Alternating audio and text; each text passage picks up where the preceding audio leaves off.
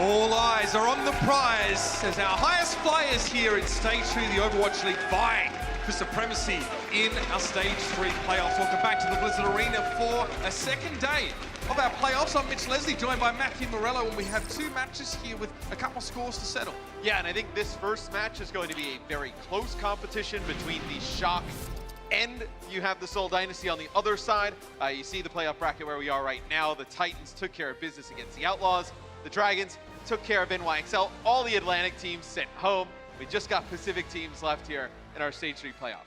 And we're going to be having Spark versus Valiant, Los Angeles versus Hangzhou later on. But first, San Francisco go up against the Seoul Dynasty. These two teams have played head-to-head multiple times this season, even in a game that nobody saw. But of course, the San Francisco Shock have had an interesting stage after being crowned Stage 2 champions. Matt, we thought they'd be juggernauts into Stage 3, but it's been less than smooth sailing. Yeah, they haven't looked as clean since they came back from the All-Star break. And I think, you win Stage 2, you go into Stage 3, are you as motivated as you were before? You're a little bit rusty after the long break. I'm really interested to see how they play here in the playoffs. I think you can coast through the regular stage for a bit. You know you're a playoff team if you're the Shock. Pretty much regardless, whatever you do during the regular play in Stage 3, you're that good. It's just, can you get it done again in the playoffs? Do they have the hunger, but more importantly, can they adapt to a little bit of a different landscape? Their opponents, though, have been adapting for the entirety of Stage 3. Now, it hasn't always worked, but the Seoul Dynasty have thrown multiple looks and different rosters at their opponents so far. Now, obviously, we can see the players here. Marvel with the most maps played in Stage 3. Prior, that was Jaehong, if I'm not mistaken. Marvel obviously being a staple because Fisher is off the roster now. Yeah, I mean, without Fisher, you have to play Marvel the entire time. It's good to see Fleta back in the lineup. Fleta is a player that I think a lot of people were wondering with Fisher, why aren't we seeing him played more? And then, they make these mid-season pickups and they bring in like highly illicit and whatnot. You're kind of like wondering how they would work them in. And they've worked them into the lineup in a big way. Usually, I'm not like a huge fan of like when teams start like throwing around like crazy lineups, sure, but mix and match. It seems like this team, there's like a little bit of a method to their madness, and they made it work thus far. I don't know if you can do it long term. Well, some of these teams are pretty inscrutable for us on the outside, but for that we have someone on the inside. Danny Lim caught up with the Seoul Dynasty to see how they're tracking post Fisher. Thanks, Mitch. With the recent retirement of Fisher, Seoul Dynasty lost not only a valuable main tank, but also a strategic advantage when preparing for teams with unique tactics. When Seoul had a full 12-man roster, they were able to use their B team as a scout team to practice against strategies they could not replicate in scrims. A good example is the unique Baptiste composition we might see from Rascal and the San Francisco Shock today. Since the Shock are the only team running this kind of strategy, it can be hard to find scrim partners to prepare with, which is where a full B team would practice would come in. With only 11 players currently on the roster, Seoul's preparation strategy is on hold for now, but the team told me that they feel confident and have a lot up their sleeves for today's match. So I'm very excited. We'll see it all go down very, very soon. But for now, Mitch and Matt, back to you guys. Thank you very much, Danny. I mean, the Dynasty are going to have to throw some looks, some different looks at the Shock because San Francisco have like a 95% win rate against 3-3 compositions. Yeah. That is what they're used to dealing with. And you're also, when you practice, when you have these two squads together, and you want to, try and recreate what the Shock like to do at Rascal playing the Baptiste, can you do it at the same level as the Shock can? Nobody in the league runs it. Nobody in the league does it as good. Well, they're no stranger to playoffs, but they haven't quite made it as far as they would have liked so far. Let's welcome to the stage, the Seoul Dynasty. Reppin' 82, I'm in Seoul City. Riding down the streets, got my homies with me. Pull up in a Rover, steady watching over. Let's at the forefront, Fitz followed by Michelle, the Seoul Dynasty has not once really reached the lofty expectations that they kind of cultivated in their fan base coming into the Overwatch League. I would say that this season has been a better one for them. They've had a lot of players, but with 11 players, you have to start settling on a little bit more of a solid showing on this roster. I still think you want to see better results from this roster. I mean, you know the caliber of players they came into last year with. You still have a lot of their better players from last year still on the roster. You pick up a lot of new additions. You also call yourself the Dynasty by doing that. You got to win a little bit. So I think a win here today against the Shock, I think it'd be huge underdogs, but it'd be a good start to get this team towards the higher echelon of teams in the league. Yeah, we're going to make that clear. This would be a huge upset if they were to take down the Shock. Last time they played, it was not pretty. But let's now bring their opponents out to the stage. Your Stage 2 champions, it's the San Francisco Shock.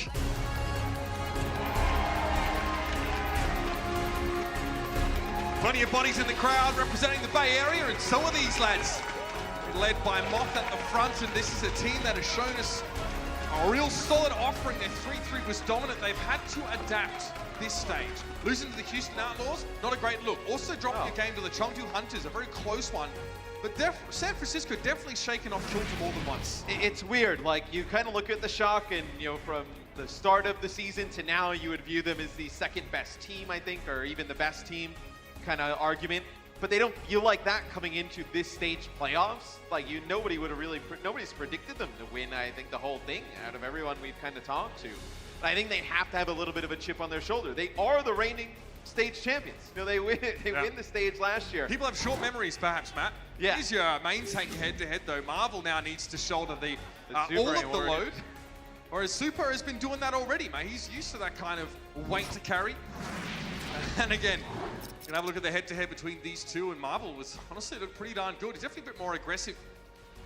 And this is this stage. These are stats coming from this stage where see Marvel #1 in hero damage, 4th in final blows. The team fight win rate is good.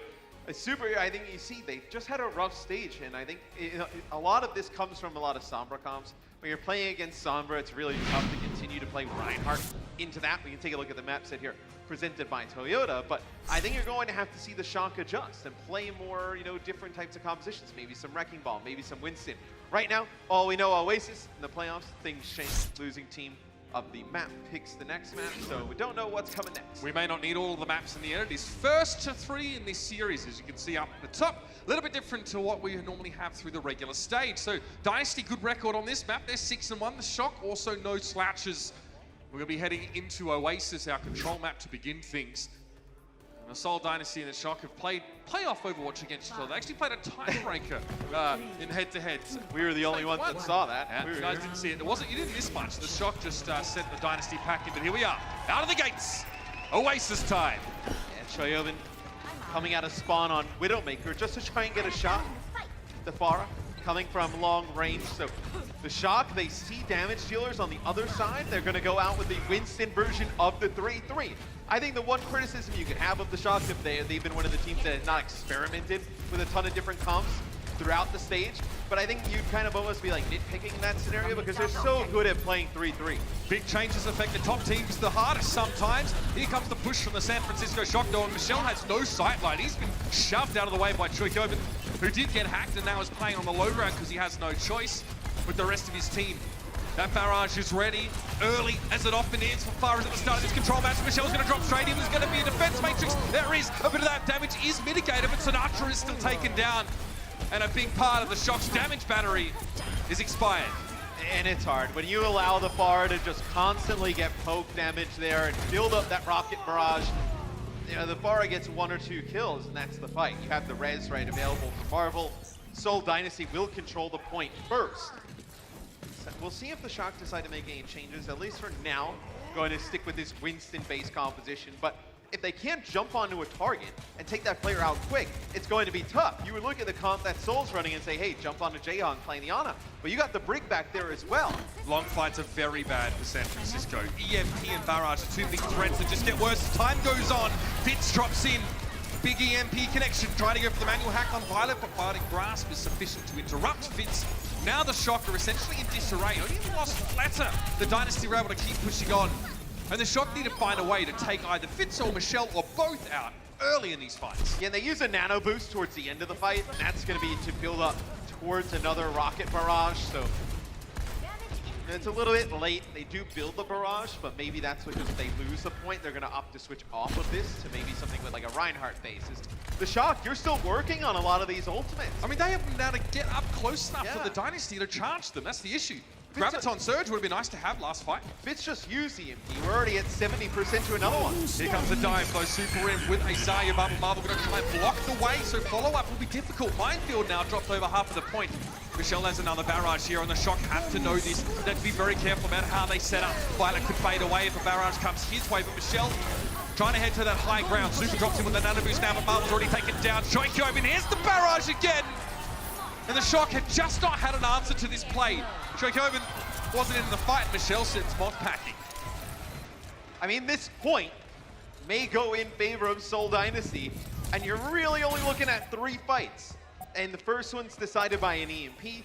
This last one, the Shock are forced to use all of their ultimates. Rascal now going over to Roadhog, so bringing another tank into the mix here for the Shock. Is they're barely going to get on a touch, but they're walking right into this EMP. 4 players, antibiotic grenade on 2. Bad news for the San Francisco Shock. Bubble gets hooked in. He's going to be able to get away though, being healed up the entire time by Jexa up on high. Minefield will be dropped down, and it's going to be tough. The Shock have to go in 1s and 2s now, and that may not be sufficient. It's Marvel taken down though by a self-destruct. Shoykyoben able to at least get the wrecking ball off the table, but Super's too low. Xayah Bubble's all well and good, but there's no healing to follow it up. Sinatra caught out, and the first round going over to the Seoul Dynasty. The San Francisco Shock, a team who, I guess, stood out as one that picked up a lot of DPS plays in the off-season. Still not wanting to play that style here in Stage 3. And it's a style that we've seen has been very effective in this stage. It's one of the reasons that this stage playoff is probably the most open stage playoff we've had in the Overwatch League, regardless of season. But they just seem, to not want to. It's weird. Like when you think they could play like damage dealers in a match, you have Rascal and Sinatra in the game. Like you don't have shabby DPS players on there. They opt to just throw another tank in the mix, which we're talking about like the ultimate battery charge there that Roadhog is. You're going to get barrages faster, you're going to get EMPs faster. It's really to kind of like shut down Marvel, who's playing the wrecking ball. But like, are you going to invest that much? I mean, it's not like he's aiming out there. Like We've seen Marvel be able to roll away even if he was hooked or hacked on multiple occasions. Sometimes that's just not enough. So Michelle, I mean, he's loving this right now. What a privileged position he can be in. The Shock can't really get to grips with him, and his only job is to hit rockets. He's pretty much an Apex predator right there. I mean, he plays at a distance. There's no chance that he gets hooked. He gets really close here to Rascal. Rascal misses the hook, but Rascal tried to predict the Guardian Angel dash, and I think Jackson was just a little off. But how are you going to rely on Rascal to hit one of these hooks to be able to take the bar and Mercy out? That can't be your win condition against a team composition on the other side that's so consistent because you can't reach them. Point now being captured by the Seoul Dynasty, and the Shock are pretty much forced to sit up onto the side here. Fitz forced back, hooked in, not quite enough damage there, and a repair pack definitely thrown his way by Fleta. Fitz has an EMP now, and the longer this fight goes, the more ultimate Seoul are able to charge up. Fitz won't have to use his here yet. I mean, you see the Rascal gets the hook, but that's a concussion blast that comes in from Michelle and knocks it back. So the advantage here for the Shock with the comp they're running is they have a ton of healing with the Moira. Moira's got Coalescence right now. You can stand on the point and fight. Seoul Dynasty does not have the same staying power as you do in terms of just tanks, HP pool on the point. But you stand on the point, you're walking into EMP, Barrage, and the Minefield, the ultimates that Seoul Dynasty has. Run a play out in the open, then close against a Barrage, I suppose. Coalescence to keep Super alive. Some of these mines need to be cleared by the Shock, and here comes Michelle trying to go inside the small room, but Shoykyoben was right there. He had ate up most of that one, and yeah, Michelle goes down, but still the Seoul Dynasty were able to capitalize. They wrap around, and the Shock had to stand around inside this small corridor and make themselves very vulnerable.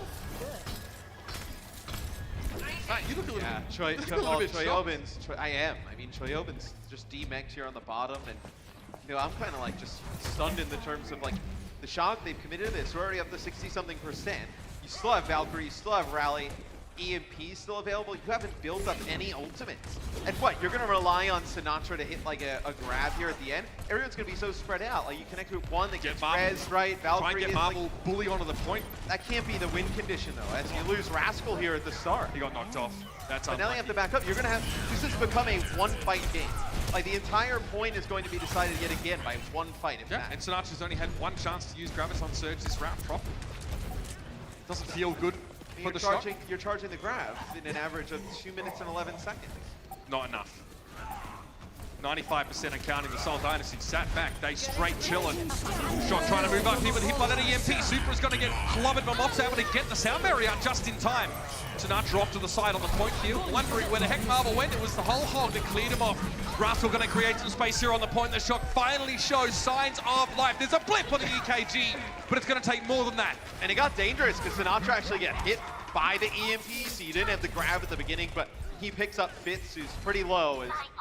Now I expect some changes to come in for Seoul Dynasty. So Michelle uses the Rocket Barrage and Spawn, switches over now to Zarya. Now they're going to play a Reinhardt. It's kind of like the Ghost version, but with Sombra in the mix. And this is a comp that has really given the Shock overall some struggles throughout the season. I like this though, close the gap, get on top of the Dynasty. Super, no need for Shatter there. They were definitely able to take the Dynasty by surprise with that wrap. Marvel, before he knew of him, set on by his foes. It's smart there for the Shock, beat them to the punch. You know they've made changes. You want to get in front. You don't want to allow them to build up some ultimate charge. You want to keep accruing point capture. It's a matter of getting Fitz to that EMP level. I mean, realistically, that could happen in the next fight. We're not in this one, though. The Shock have a Roadhog to try and end things a little bit quick. Find that pick. It's going to be an enemy. It's on towards Marvel. Super's forced to back out. Jaehong was picked off, though. While Marvel was trying to duel the enemy main tank, Sinatra snuck in, lasered down the Ana. Marvel has to be careful. He's going to get caught. He's going to be struggling to get away from this, and he won't. The shield is brought down, and so is he. And now with how dominant the Shock are looking in these fights, when they go into, it's not exactly a mirror, but it's as close as they're probably going to see going up against Seoul Dynasty today. That they're just crushing in these fights. They're building a ton of ultimate charge. They're not giving a lot to the other team. I mean, Michelle only 60% to grab, Sinatra with another one. Now the Shock are looking more like the Shock we've seen before. That EMP though could be the end. Oh, quick grab. Sinatra gets it out before Fitz can really get involved in the fight. Great turnaround for the Shock. They needed it so bad. The EMP responded to by the sound barrier. The Shock were able to stave it off. The Dynasty never had a chance to respond. With Jaehong getting taken down by the Fire Strike, this one is evened up. And maybe for Seoul Dynasty, they felt they were not going to be able to retake with the composition they had with the Wrecking Ball, so they have to go over to Sombra Goats. I mean, do you feel like that? If you lose control, yeah, you need to switch to something else? Yeah, I mean, I think you just don't have a great, like, moving in with the Pharah in that type of situation. Like, the advantage that the Shock had, like we were talking about, is they have that staying power on the point. Now you're the holders of the point. You're not the one who has to be the aggressor move forward. So Seoul Dynasty's comp only works if you shut them out. You can play the choke at that point, and then what? Marvel's going to run in, try and hit a pile driver, going into like a Roadhog, and a lot of the other damage that's coming down. Would have been really tough. So the Dynasty need to win the first fight here to really smooth out this round. First fight's huge. Like you said, especially for that comp that doesn't want to have to retake ever. See who will be the original tenants now here on City Centre. Beam me up, Scotty, says Super. And this composition that we see from the Shock is something that we saw a little bit last year. Like if you remember, like teams on Horizon Lunar Colony ran this a decent amount. Rascal gets a hook there on a fifth, and you're able to get one. You do lose Super here though at the hands of Marvel. Some uncertainty there for the Shock. That were pushing through quite happily, but losing Super is a bit of a blow for them here. That means Marvel can get away, get healed up. Hold percent for Jaehong. Rascal hook, trying to predict Marvel's movements there, doesn't quite find him. Starts getting close to big charge. Oh, Jaehong didn't have a chance to respond to that. The right click just hit him, and he was vaporized. The Ana is back in the fight now, but Jexer gives his life up to do it. And the Seoul Dynasty, well, they did not win the first fight with this composition, so perhaps they'll have to change. And they see Jaehong just sitting on the stairs, and they make a beeline for him. Speed boost, Violet uses his Moira Fade to get closer to Jaehong. They take him out right away. That is a mood. Well, look at me, you can walk through that choke if you're the Shock. I mean, you have a lot of HP pool, you're going to survive it, you have the healing of Moira. Can we petition to call the Moira Fade forward into the enemy backline? The Doa. Yeah. I knew where you were going. Yeah. You suffered the same, don't worry. I feel you. So the Shock control the point, but they play from the high ground here. Try and get a lot of value for Sinatra and keep him in a safe spot, able to get a lot of damage and work that grab up. He's at 95% and counting. Violet with Coalescence too. Nice little extra piece to throw into the grapple defensively. They're going to nano the far here, I think. Yep, there it is. Yep. Michelle, important mission for him. Get rid of Trickover's making the go for the barrage. The first part is satisfied. Now for the second. Over the top on the Rascal, and it wasn't the thing he could do about it. He couldn't even have taken a breather because he was, well, bionated. Super's able to charge Marvel down to win that Chaos when the Shock is still in control. They're running with 4 plays and the Coalescence might give them the edge of this fight. Jexer is down. Michelle realizes now he doesn't have his pocket. Super, oh my! It's going to be a sound barrier committed to this fight. The Shock are serious about this one.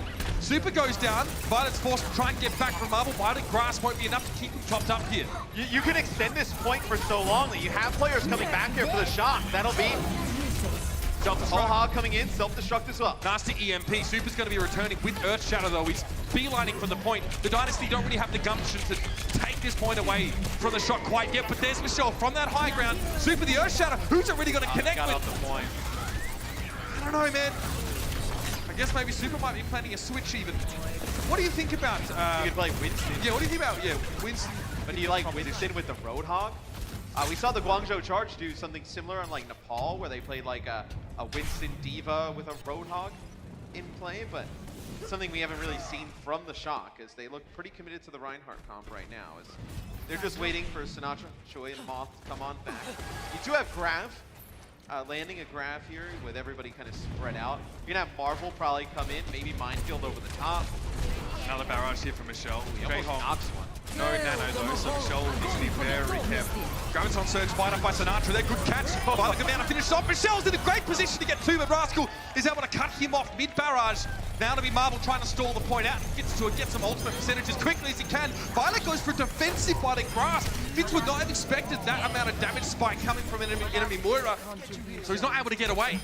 And now you have some changes coming in here for Seoul Dynasty towards the end. Michelle will make the switch. You're going to have Marvel go over to Reinhardt. You're banking on this EMP from Fitz being huge. I mean, you're not going to have any other ultimates here anytime soon. 95% and counting the shot. The map is in the balance and the Dynasty need to respond. San Francisco started slow. The Tortoise won the race in the end. We'll see what Fitz has. Sorry for spoilers, by the way. EMP. He needs to find a good position to use this without getting hacked by Raj. He comes forward, he gets 5, that might be enough. Moth didn't have a sound barrier anyway, couldn't have provided it. Trichoven's able to take down J-Honk with micro rockets, but it's a trade. Marvel on the Reinhardt now, that's a huge bonus. The Shock are not in a good position at all. Marvel swings that hammer through. San Francisco will be forced off here, and they'll have to have another crack at it next fight. Yeah, they do get to 99%. So Rascal throws a desperation hook there, trying to take one with him. But Fitz is going to have another EMP. Oh, so obnoxious. As he's going to be up to 100%. They use EMP and they use Rally towards the end of that. You're going to have the luxury of having yet another EMP. And Matt, Fitz does that because Rascal dies last. He knows he doesn't have to worry about getting hooked. And I wonder if San Francisco Shock have another clue that he has another EMP. It's such a fast charge time on this one. Well, clue or not, they're about to find out. Here it is. 6 players hit with that one. The Seoul Dynasty very easily and cheaply one fight, one ultimate for a fight win. You take those every day, and that means they can bank ultimates for this next fight. They get the stagger there on a Rascal, so you're going to have to wait. They may have to go without him. It's not looking good for the Shock.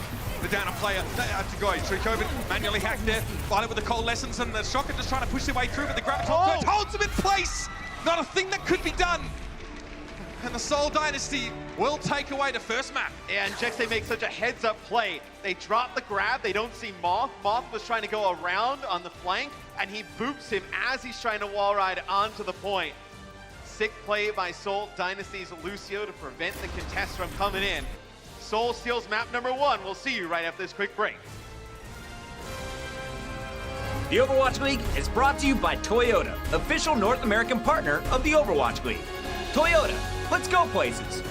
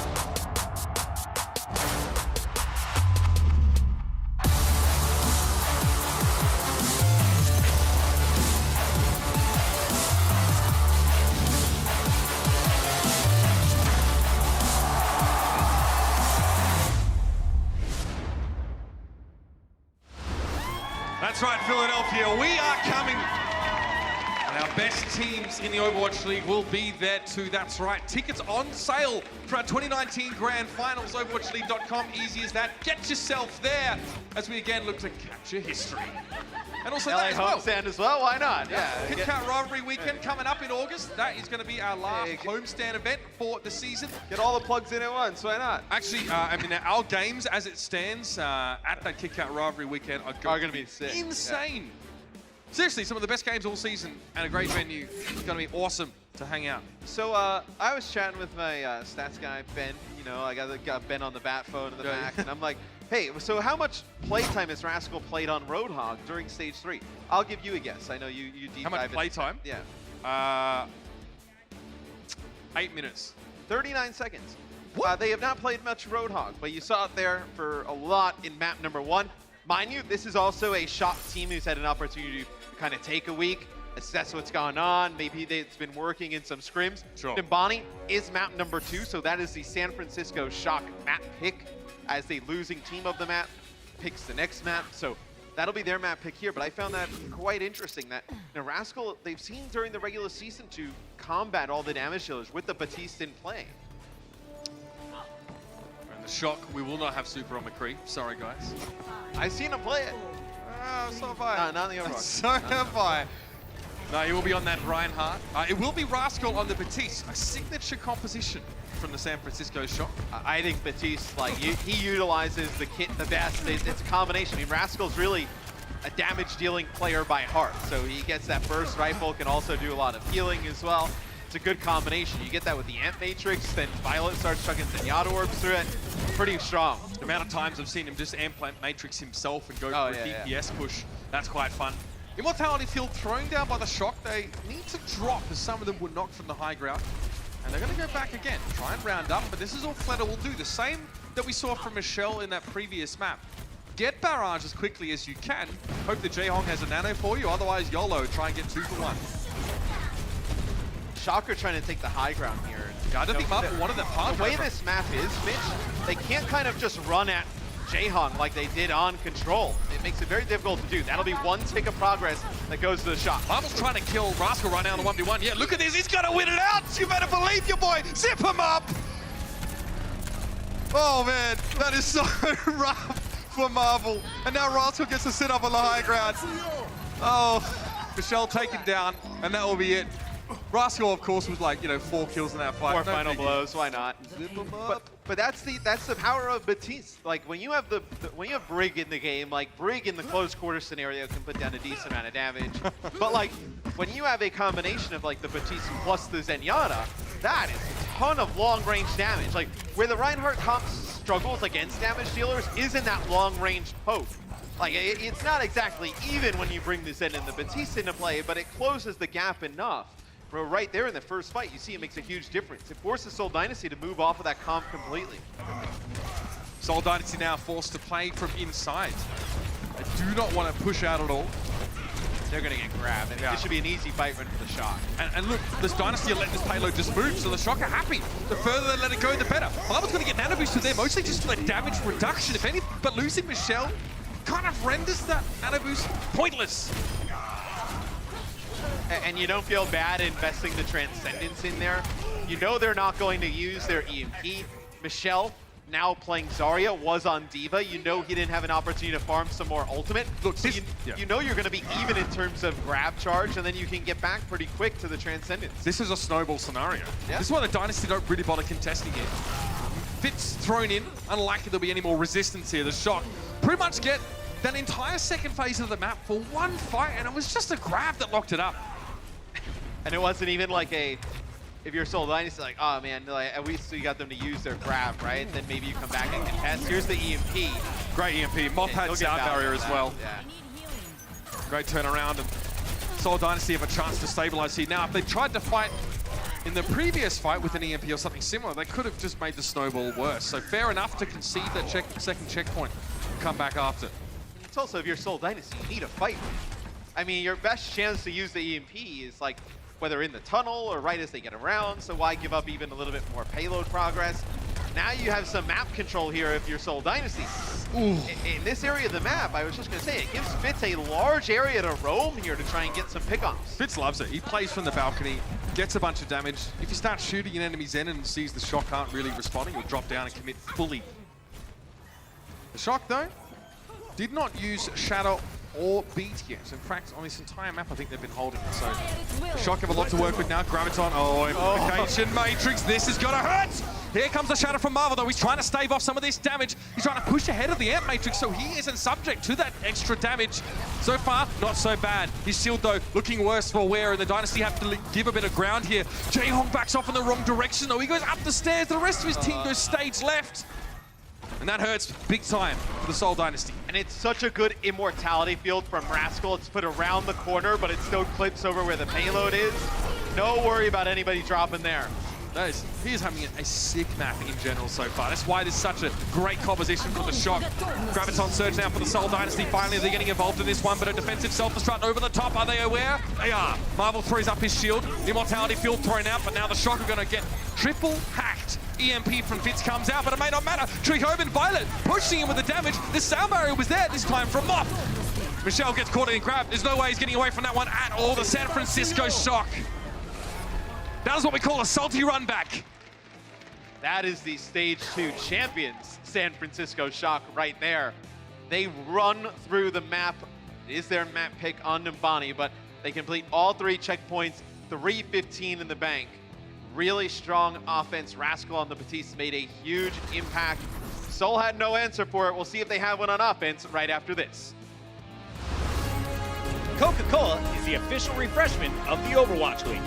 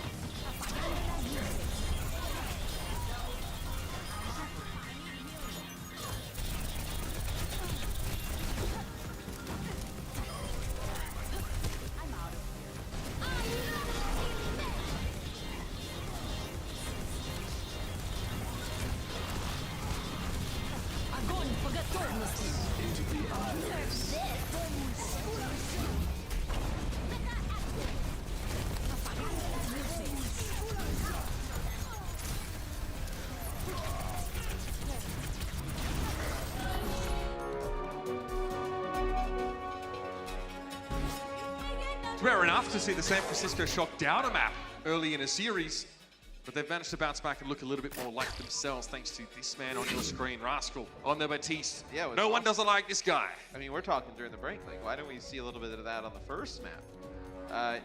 Probably a little bit harder to run on control. Like, you don't have like great, like, I mean, some of the maps like with control, like it kind of varies with high ground. Really easy to flank like 1v1 scenarios, but also, here on Batiste doesn't like dive. yeah, and I hear on you know, Numbani, you have a lot of high ground, offense and defense. Both teams have the ability to access it, so you can make the Batiste, you know, put to good use. This also, when you have the Batiste in play, it allows Violet to play Zen, which you feel much better about him playing Zen than, let's say, like Moira. Like I think, you know, his Moira is not bad, but he's much more of an impact on the Zenyatta. Yeah, that's anti-wrecking ball tech though, isn't it? Yes. I mean, when you The tech of, you know, picking a hero that can run away instead of getting but like if you have immortality field, it doesn't matter if you can't run away, you can't die. Sure. So I mean, The just knockup. the high ground. Still rough. Okay, Federer, nah. Yeah? Nah, yeah, nah. They're gonna play. Are they gonna play the wrecking ball? They'll probably switch to Reinhardt. And it looks like they're actually gonna go out with it. So wrecking ball Zarya with the Sombra in play. and then you're going to have 3 supports. So no like Ana in play here. Okay. Jackson, careful. Almost got caught there, but oh, he did! Super managed just to body block, squeeze him against the right-hand side. There's a little lip on the doorway. Got caught. I guess I just worry, like, how are you generating charge here for Michelle? Like, if Marvel gets bubbled and then, you know, rolls on by, I think the Shock just kind of stand pat, like, wait for everybody else in Seoul Dynasty. Like, you're not going to be able to just walk through the door. Like, no. Well, or they just rush them down. Marvel rolled through the door, but now he's on the low ground. Look, they get speed boost in here. Yeah, like, Super's going to be happy to swing. Yeah. Marvel can't even really try and contest. I mean, he's going to go now because Fitz is with him on the point, but they're trying to confuse the Shock a little bit, I think. Seoul just trying to push from, you know, a couple different angles at once. Marvel is out of the equation for a little bit here. Is that going to be a free tick given over? Yep. Free tick. Okay. Rascal's like, yo, challenge me, Marvel. Marvel has to keep going back and getting that same health pack and waiting for it to cool down. Yeah, it's just a weird angle because you can't get any type of line of sight on great. Finn. Oh, that was nice knockdown. Perfect from Marvel. Throwing Violet and Rascal to the Wolves. And there you go. Just spent most of the round doing, you know, roundabouts, doing doughies as we call them. But all that matters was how to get the knockoff. The rest of the Seoul were waiting in that main area. Clever, very clever. I mean, it's just like, I guess like Wrecking Ball, like when you think of like coming up with like those big pile drivers, like knocking players up, it's really, it's the displacement as well when you're rolling through players. I think that really kind of throws players for a loop. You see the next one, Hangzhou, LA Valiant, that's going to be a good one. But we still got a lot of time left in this one, I believe. Is, you know, Seoul Dynasty takes map 1. I think I didn't expect that, but I think when you have the Wrecking Ball in play, I think the displacement from that high ground is huge. You can't really run it here. Not a great spot to like launch yourself up and knock players off. Yeah, not great places to grapple to in general. There's a lot of wide open. With Reinhardt, you can narrow that a little bit. Fitz is just going to hit him with an EMP as soon as they drop. Here it is. Good night! Moth with the sound barrier. Great job by him. He stayed on the high ground while the rest of the Shock dropped it. That's beautiful. Great response for Shock. I mean, they've had to learn how to deal with Sombra because they won't play it themselves. Fair enough. Michelle take it down. Graviton surge through it into Michelle. Oh, man. The Dynasty infested and Gravi get nothing. I think it's a good read though by Seoul, to be honest with you. Is that so they get super hacked and they bubble him, and then the bubble wears off, and then they kind of go around the corner and they're just waiting behind the bus. And the Shock did not expect that grab to come in whatsoever. You were just not able to get aggressive off the back of it. But I like the idea from Seoul Dynasty. They realized that they had the Shock weak. Maybe they were playing a little bit passive, trying to take that fight to them around the corner. Michelle is getting targeted pretty heavily here by the Shock, Matt. 5 deaths for Michelle, highest on the Dynasty so far. Now, Super can hold shield and look for a shadow. I mean, tough to find a good shadow here. There won't be a sit-up. There's no Brigitte for the Shock. Crab dance. That's the shadow from Marvel. Okay, Super shield a little bit late getting up there. Was Sinatra knocked down, but there's a Transcendence available. Immortality field also thrown up. J-Hog, later Transcendence. How does Super respond to this? Does he try and go for a shadow? Oh, okay. Self-destruct thrown in the side room. Doesn't get any kills, but it's not supposed to. It holds off the Dynasty, but only for a little. Oh, Marvel hits like a cross-map pin there on the Sinatra, just blasters him into the truck, but really nice EMP there by Fitz. They're able to get everybody pretty much inside of it. That'll be the second checkpoint for Seoul Dynasty. So, like, kind of, I mean, in the lead in terms of time bank right now, but not really, like, I mean, there's going to be time where the payload has to move, another fight happens. Like, you're going to be quite behind, but the Shock are depleted of some key ultimates right now. You think they win that fight? They look pretty good. Super still had a shadow, didn't work out. He's a grab. They've got to try and stem the bleed as quickly as they possibly can. Immortality field also thrown down. The Shock will get the fight win. They pretty much had to spend there. All they really had was the grab. This will at least get Moth back to sound barrier. Fitz is a little away from an EMP though, so I wonder if Moth just bangs it out in the next fight, considering the Shock are a little short-handed in Ultron. I mean, if you're gonna play like a game in terms of like time bank scenario, you could use sound barrier to combat, let's say, shatter plus grab. Yeah. You do have immortality field. You also have the M matrix using to boost healing. So you have some options here. You like to hold on to something for that eventual EMP. Marvel teases the corner. Playing quite far back here, though. Not sure if he's fearing a shatter or something similar. He's just trying to give himself as much time as possible to see what Super's going to throw. And, of course, wait for Fitz to get close to that EMP. Michelle's essentially in position. Super unable to be hacked. He's able to get a shield up in time. Fitz tries once more. Again denied. Sinatra bubbles himself. No hacks possible there.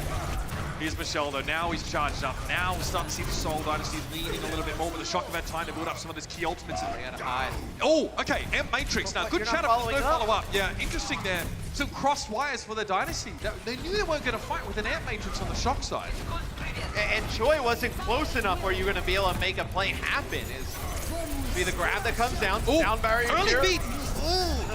EMP comes out after Moth goes to the sound barrier. That wasn't really the order. The Shock wanted to happen. Violet able to avoid the EMP though. That's right. Choi Coben. Oh, this is nasty. I'll say it ain't so. The humanity of it all, Choi Coben. And he'll have 3. Let's be honest.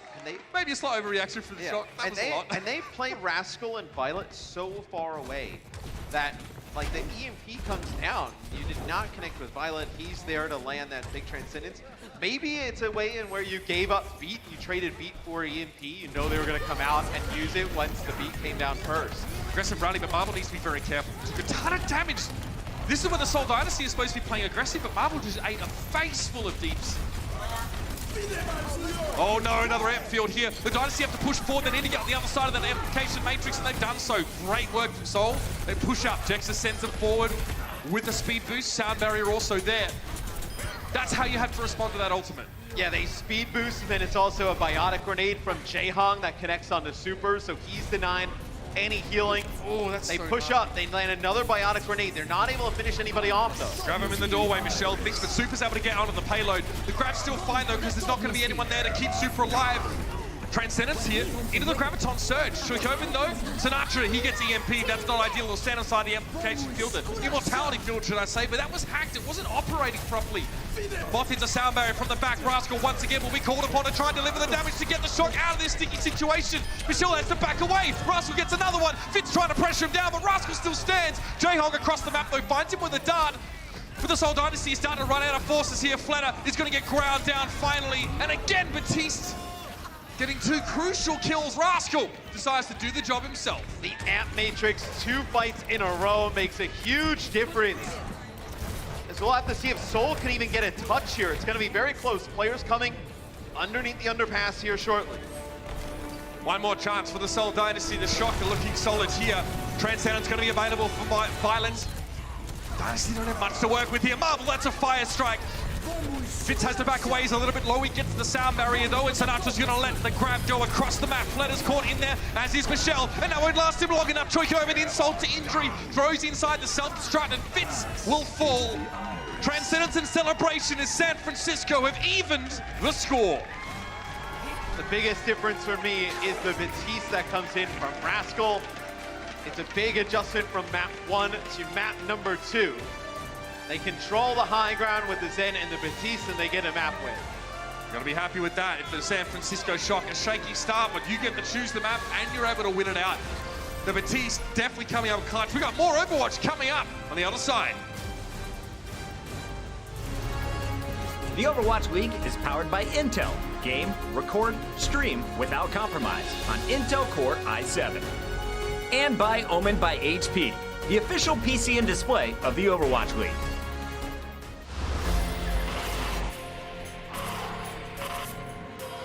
They don't just play for a team. They play for every fan, every rival, every moment, every match. And when everyone watching expects the best, they perform with the best.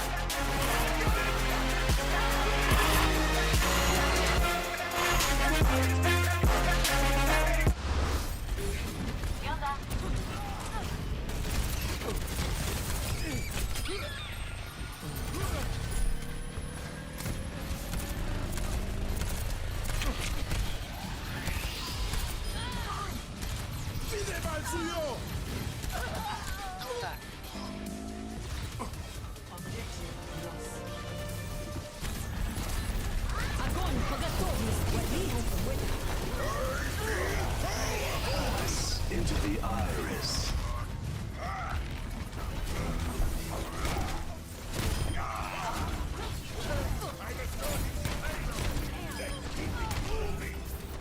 Barrier activated.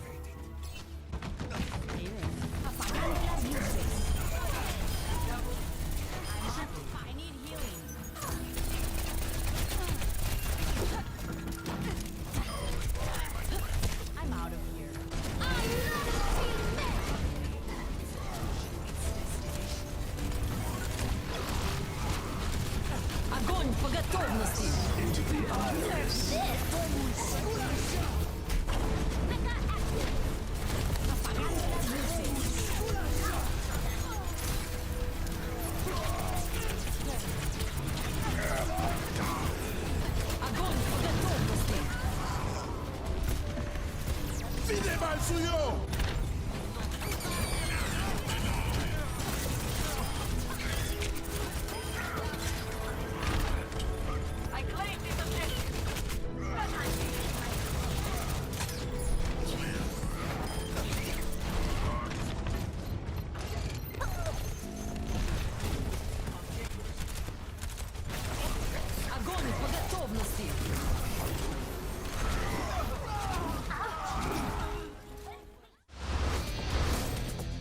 Well, we all expected this match to be a close one, and so far the Dynasty and the Shock have not disappointed. We're all even at 1-1 coming into the break. How's it going, everybody? It's halftime, and all right, now you've all given us your picks for T-Mobile MVP, but a lot has changed since then. So, Bryn, Zoe, Josh, I want to know if your picks have changed since the last time we talked about it. It's time for our T-Mobile MVP checkpoint. You guys ready for it? Here's the rules. Before we get into it, let's take a moment to explain how our process works this year, because it's a little different from last season.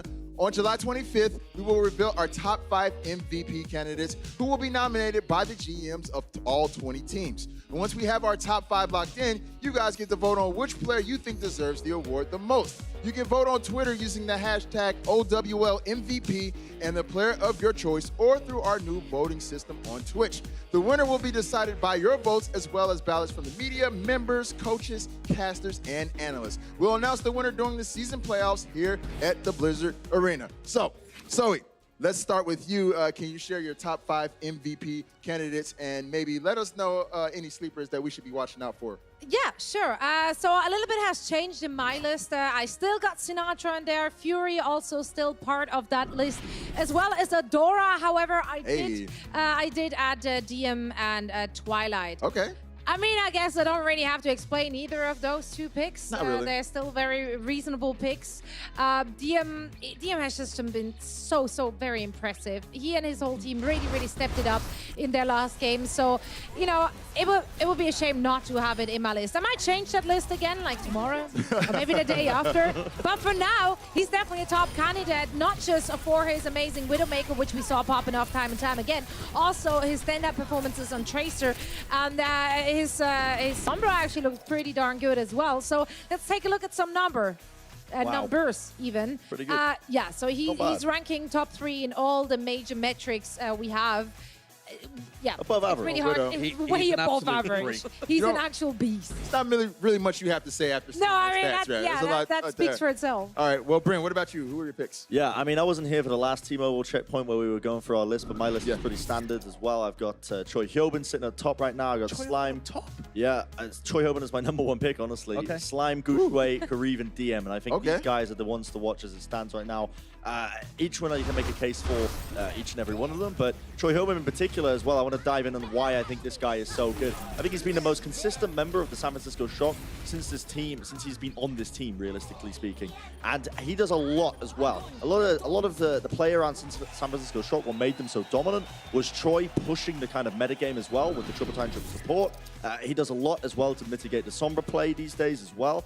And numbers-wise, I want everybody to just disregard them, because numbers on a Diva player, they don't tell the full story. You cannot really understand it until you've looked at the perspective of a Diva player to understand what they actually do correctly. But Choi is up there, currently as it stands, as one of the best Divas in the league. I love it. I love it. My picks, I've got a bunch of San Francisco Shock players up there as well. I mean, I think everybody should have those players up at the top. Sinatra, for me, is the #1 because their entire style revolves around it. But also, I don't think that Twilight and Haxel, I don't think the Titans would be the same people without the backline that they have there. So good at being able to reinforce people. And even though we've had this debate, are the NYXL still a top 5 team, a top 3 team, whatever, Mano and Jonak have been out of this world. I think that's perfectly reasonable. In their individual performance. I want to talk about Jonak for a while, because Twilight is who most people would say is the leading candidate for flex supports. And Jonak's had a couple of weird ultimates, but in general, this guy has shown us this year that not only is his Zenyatta MVP worthy, like we knew from 2018, but his Ana is a phenomenal pick as well.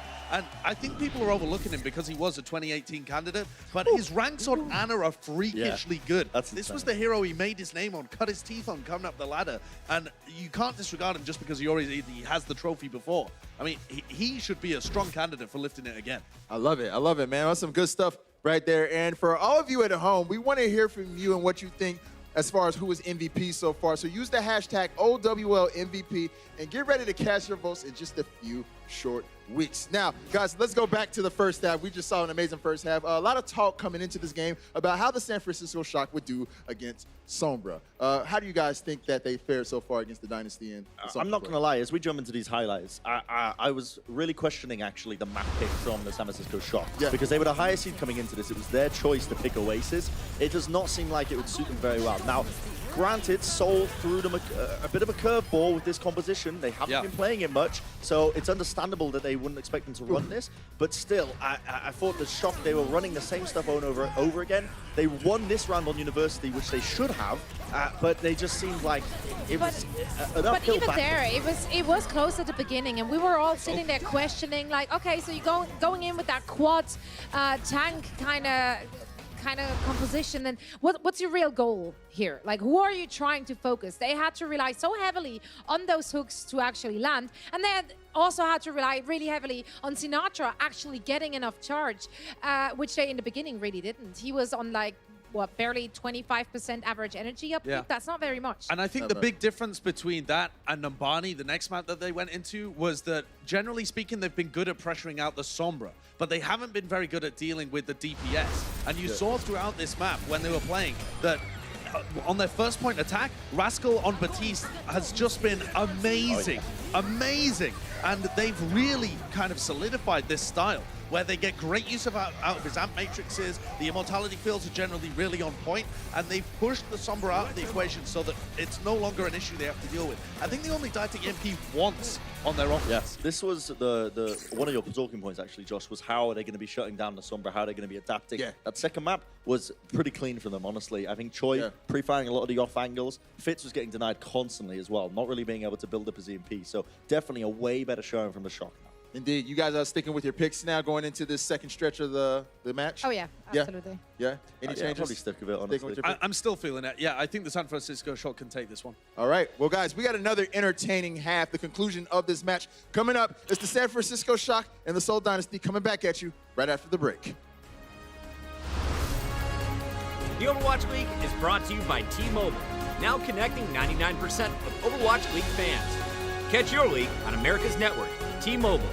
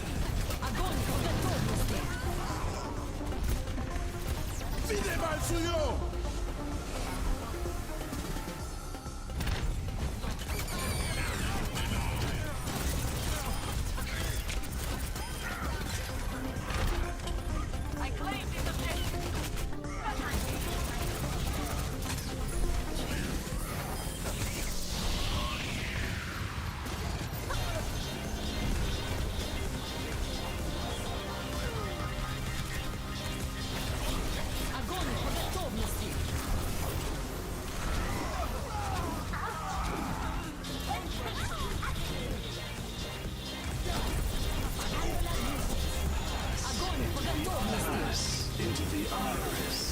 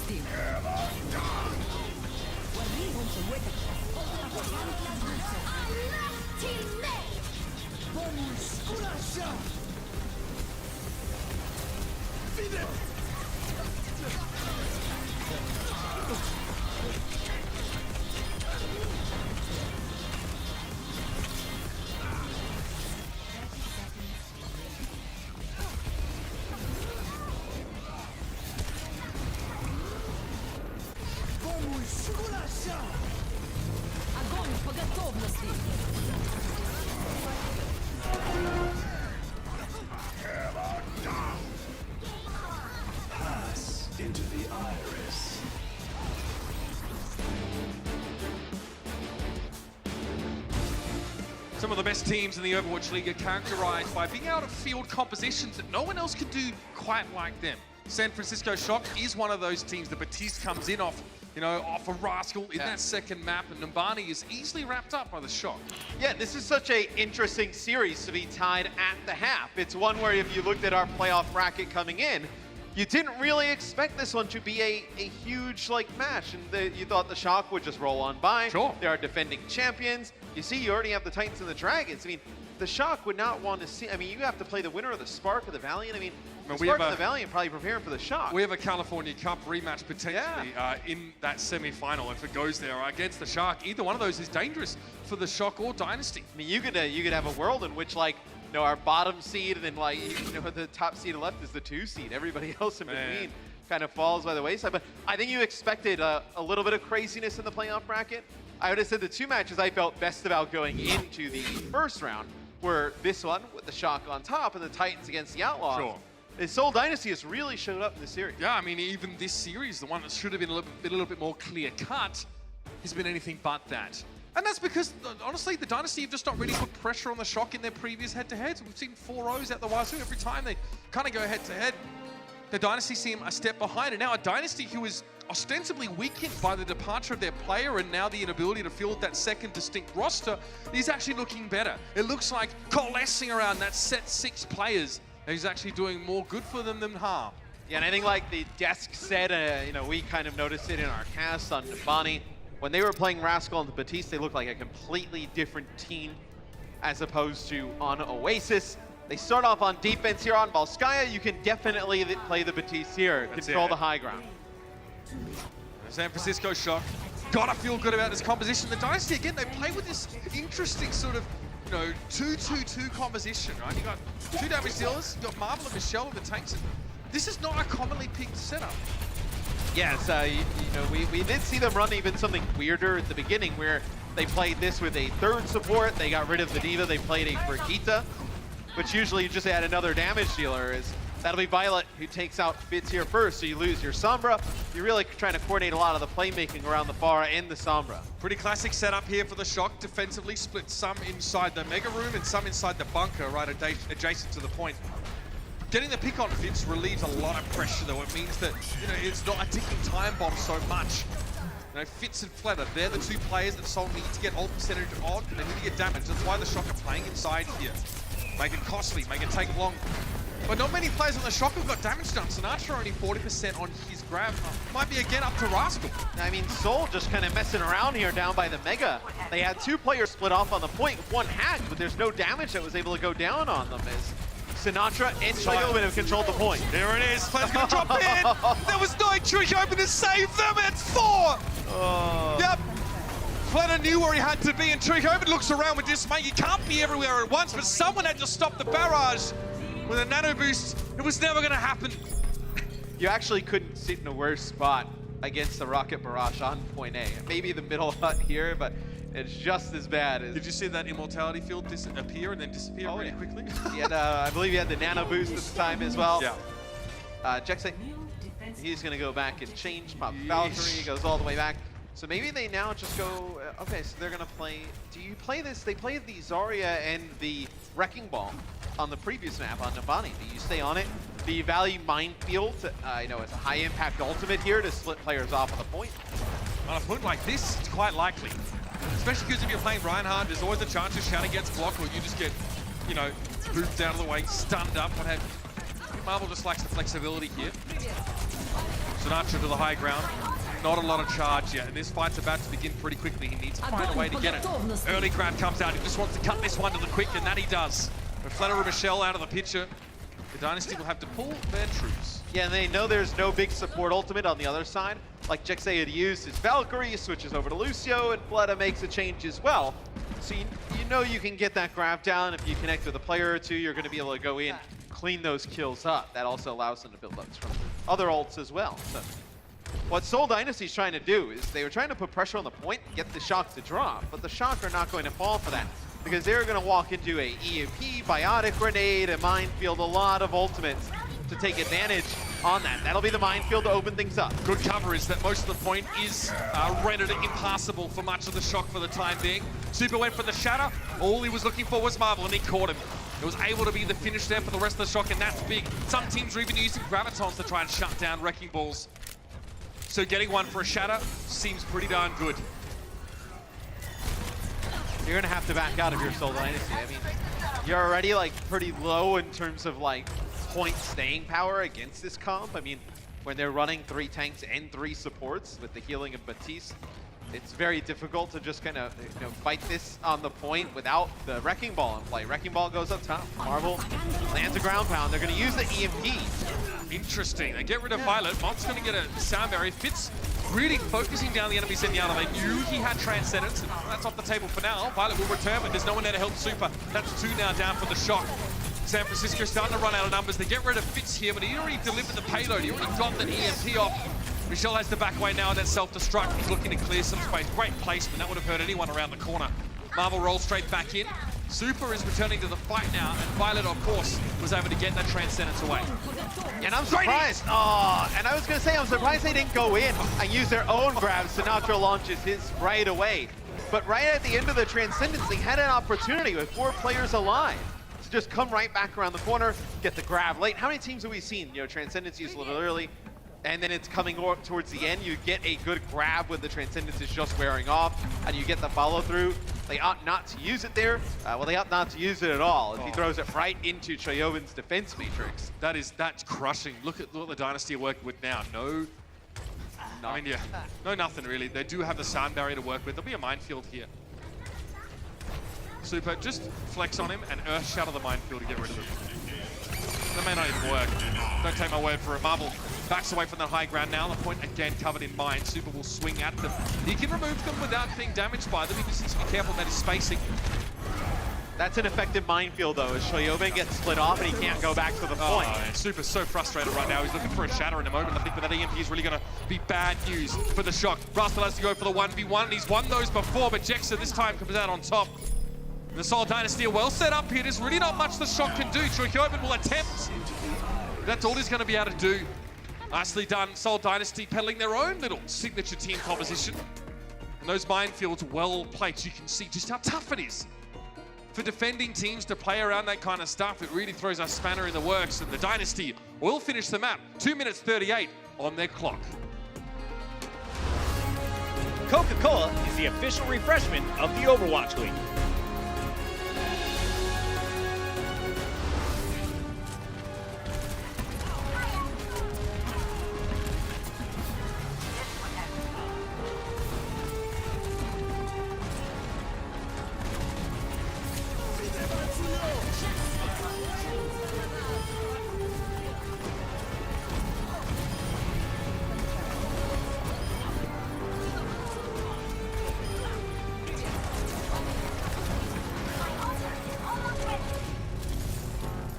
Огонь по готовности!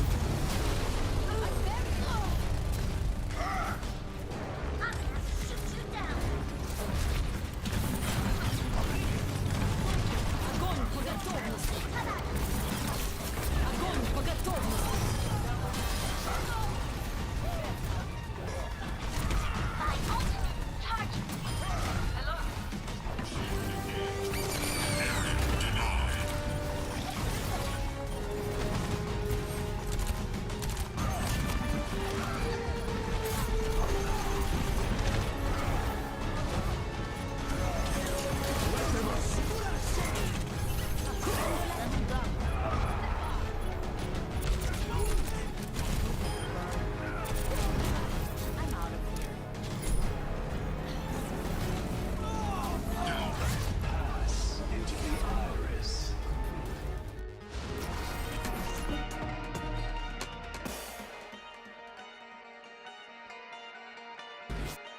We're still looking to populate our second semi-final in our Stage 3 playoffs.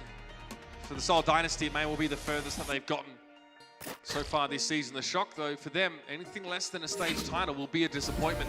Our reigning champs from Stage 2, here to do it again.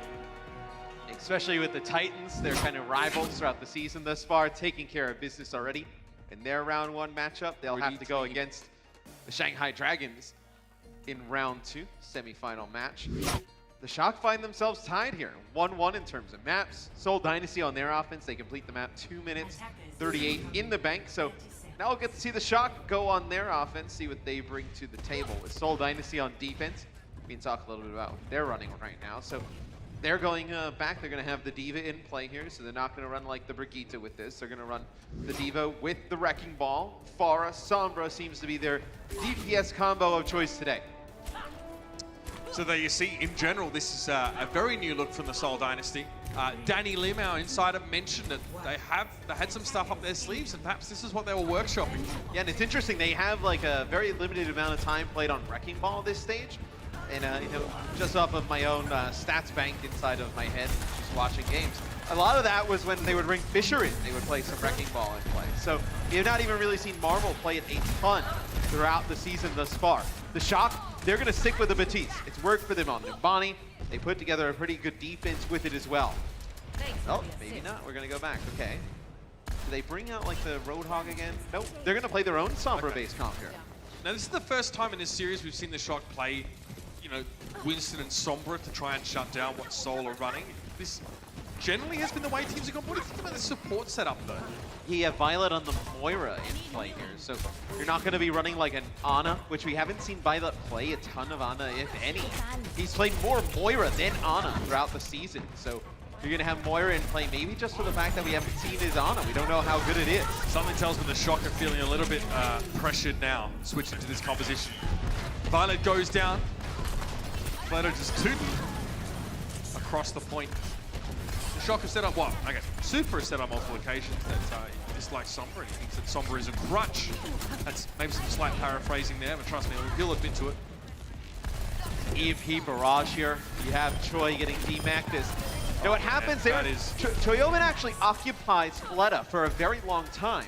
And he's doing that, allowing his team to kind of work around the other sides of the map to try and pick up a kill somewhere, and they don't. 4 players left for the Shock here on the point. Who's dealing with Fleta? That's the question. EMP catches all 4 of those individuals, and Fleta says, well, easy come, easy go. Have a barrage for your trouble. Trade out there, but remember, Jexo's on that Mercy. Attempted resurrect. That was actually interrupted. There might be an opening here for the Shock. Super jumped in. That's an EMP connecting onto 3, and looks like the Shock just keep coming. Finally able to wear the Dynasty down. Moth working from the side, and he has a sound barrier here. Fitz is a long way away from an EMP. The Shock have everything they need to win this fight, and if they don't have to use those ultimates, that'll be even better. Yeah, and Fitz ends up using that EMP. I think it was probably a little bit too early. You had a lot of players of the Shock just kind of waiting around the corner. You didn't really have a ton of follow-up. That'll be 2 kills for Seoul Dynasty as a nano boost here goes down onto Michelle as they want to fight this. Just as Super went to the high ground, they lost Sinatra. Violet off the side. Super now just going to try and get a kill, get rid of Jae-Hong. The longer he stays around, the more of a problem he's going to be. Choikoban's able to resuit now in this side room, with the Shocker running out of time. Super's going to get caught. It's unlikely he'll get away. Choikoban a little luckier. The fact remains the Shock still need to get this point. They are on the verge of being shut out. Jexay has to go back because he's going to have to try and use that speed boost to get Jae-Hong back in the mix. Violet with the Coalescence. You do have like a self-destruct here for Michelle if they kind of get on the point to stall it out a little bit, but everybody back now. Fitz has got what he needs, and it's time to let it rip. Drops in, thinks twice about it, then lets it go. A little bit of a delayed response. Violet's still able to get the Coalescence out, though. Fitz trying to take Choikoban down, neutralize the threat of D.Va and the mitigation she provides. Super, though, oh, that's annoying for him. He wanted to jump to the point, but he got booped instead on the Shock. Looking like they might be able to capture here. Michelle's going to drop the self-destruct on the point. Bubble being thrown over the top of it. Nicely played by Super. And that's the EMP. The Shock hang on for just long enough to stay in this round. And Jae-Hong can't go anywhere now.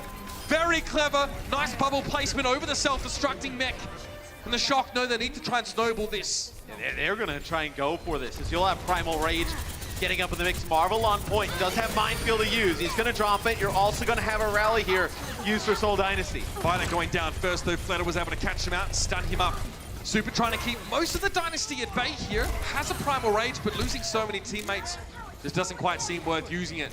The Shock go from almost losing the map there and then to being contenders after that last fight.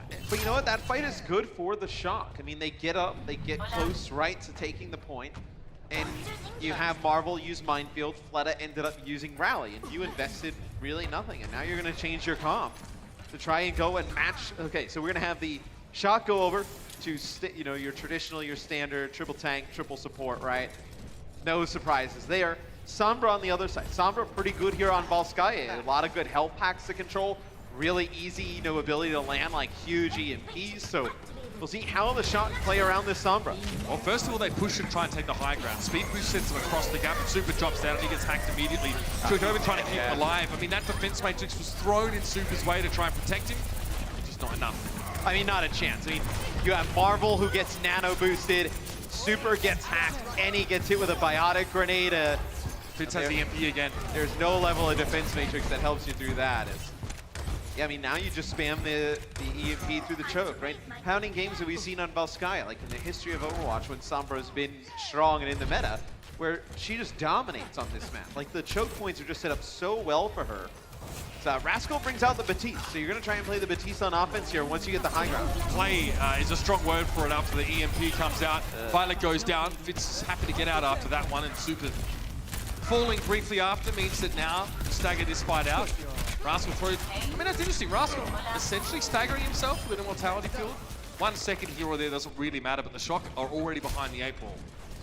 Well, I mean, the Shock will come in. You'll have Sound Barrier, Self-Destruct, Transcendence. You're going to have a hack that goes down onto Super. He's just trying to get out of the spot. Jexa, he's yelling. It's, what do you use in this fight? Do you decide to just grab, right? You can grab, you can, shatter after that. You can invest like 1 or 2 ultimates, win that fight, then get another EMP. That's why Sombra is so good here. You can just stagger these ultimates so heavily. Solar armed to the teeth, Matt. It's time to bring some of that weaponry to bear. Michelle, that's the Graviton Surge here. Amplification Matrix, though, thrown behind the Shock. They actually get an immortality kill down, and now comes the Transcendence. They might be able to turn this around on Soul here. They didn't get much value out of the Amplification Matrix, but here's the Shatter. Super knocks Michelle down. He gets a bubble on himself just in time. They're charging onto the point. The Shock know they need to keep this fight going. This is what they like. This is the 3-3 with the Batiste here. Sinatra's able to push in towards the back of the point. Another Graviton Surge just before he was hacked. There's a Sound Barrier now for Moth. Great timing. Again, Moth doing what needs to be done. And the Shock are now able to fight here on the point. Marvel is their next threat to get rid of. He's not able to roll away. And Jayhawk sits out on the right-hand side. Good little stall there from Jax, so that one didn't go unnoticed. Jayhawk's got a touch. Another ramp matrix for Rascal, though. 2 in 2 fights. Anyone who walks into this is in trouble. Michelle just drops in there on the ice block. The Dynasty fancy being a little bit obnoxious right now. Can't blame them. They're already ahead in time. Fitz tries to drop in onto the point there. Super stuck in the corner. Just locked in a mortal duel with Michelle. Eventually getting rid of it. Yeah, I mean, the stall is nasty. It's filthy. All of those things. Marvel caught out. Oh, he's going to get charged up against the wall with a Discord, and that'll get it done. Oh, man, the Shock. They managed to get to the end of the map, but I tell you what, with only about 44 seconds in the time bank, their margins are slim. Yeah, Soul buys about, 30 seconds there, just rallying onto the point, stalling. That'll just leave 1 minute in the Shock's time bank to Seoul Dynasty's 2 minutes and 52 seconds. A huge advantage for Seoul Dynasty. We'll have extra innings right after this quick commercial break.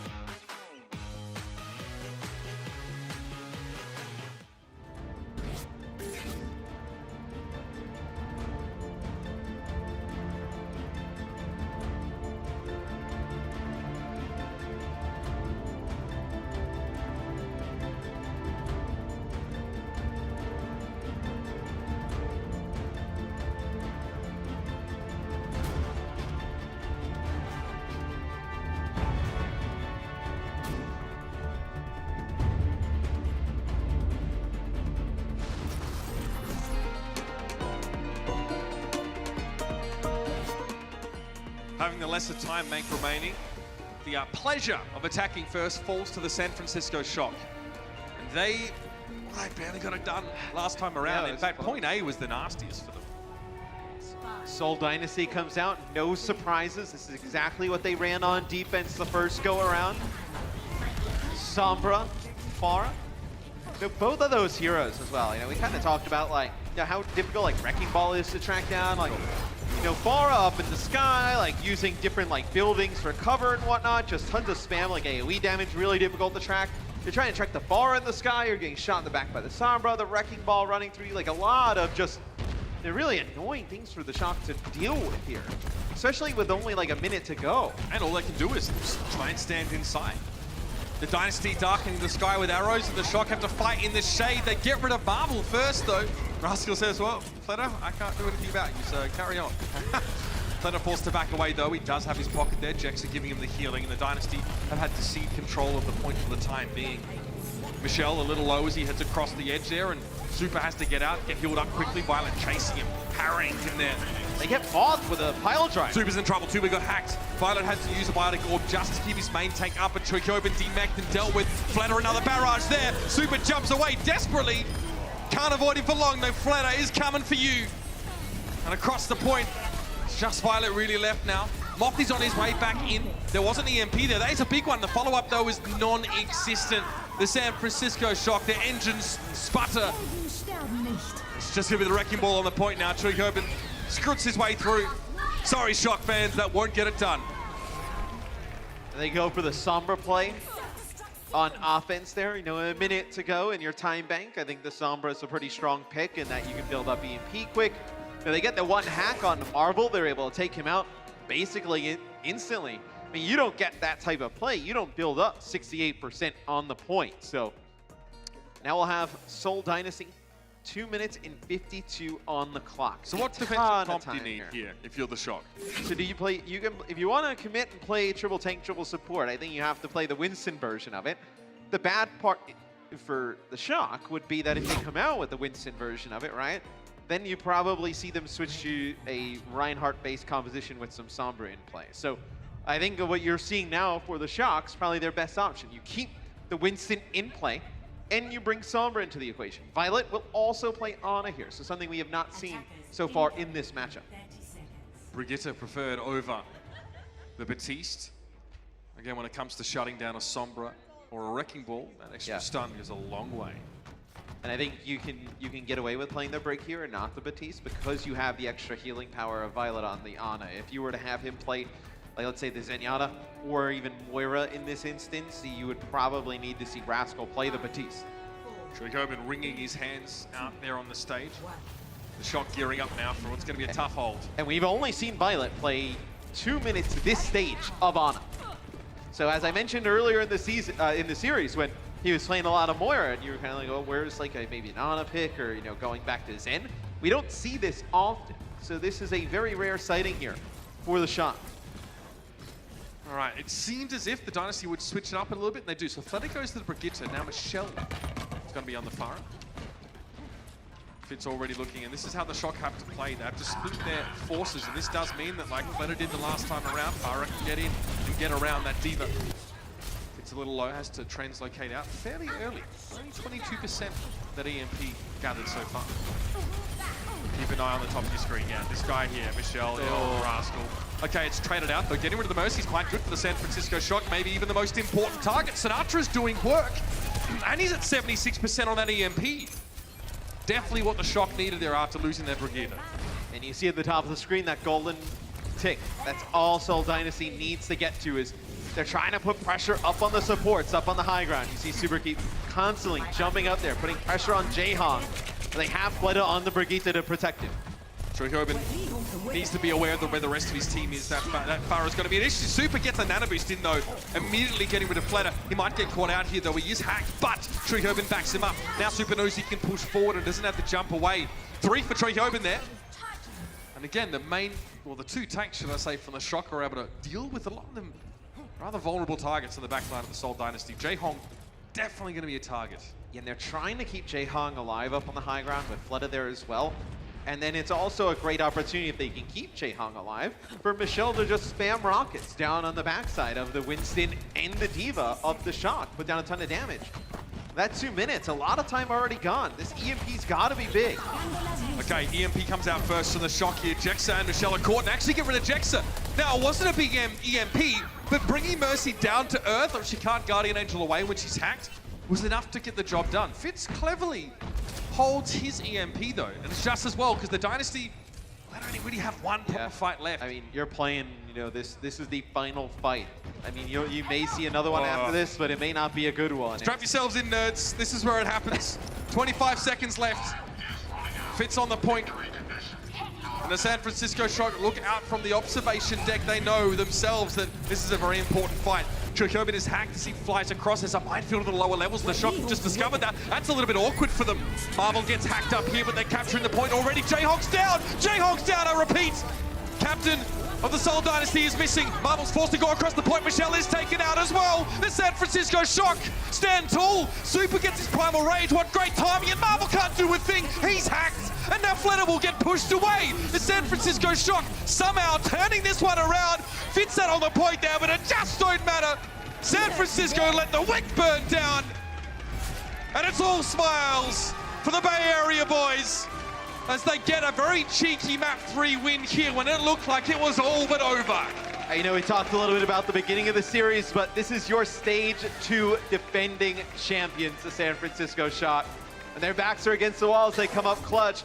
Seoul Dynasty, they had a ton of time to get that done, but they're not able to do it.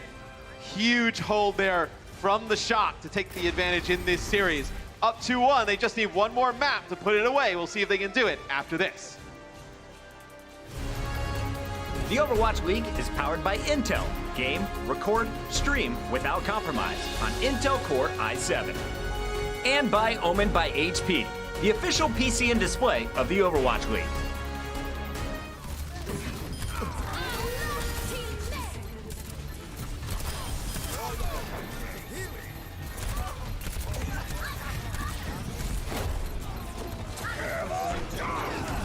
Into the iris.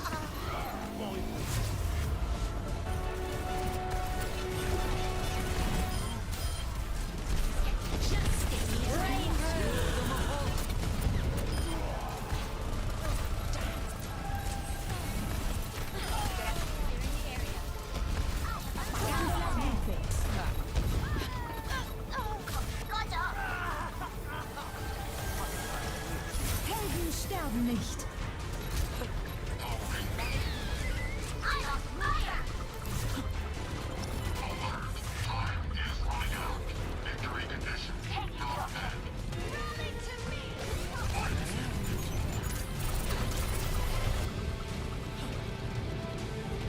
وريهم قوتك.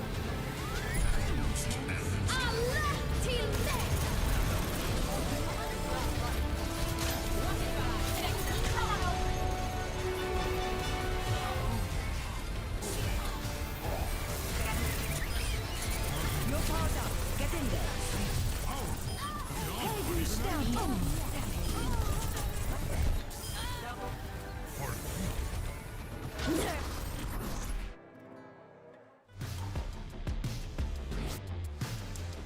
Well, the Dynasty went from being in pole position now to being, well, look at the score.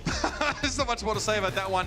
That was a tough Volskaya for them, and they had a huge time bank by comparison. And San Francisco all of a sudden just turned around and showed us some defense. We haven't seen much of that from them in this series in general. And they bring out the Sombra play. They bust out Violet on Ana, some things they've done at times, with the Sombra in play. They don't really love it. They bring out Ana with Violet, who hasn't played it a ton, and they're able to get the hold. So now we're in the scenario where Seoul Dynasty picks the map. If the Shock were to take this, they would take the series. So we'll see how things as we go into Dorado. As Seoul Dynasty trying to force a game 5 here. The Shock has unbelievable support players.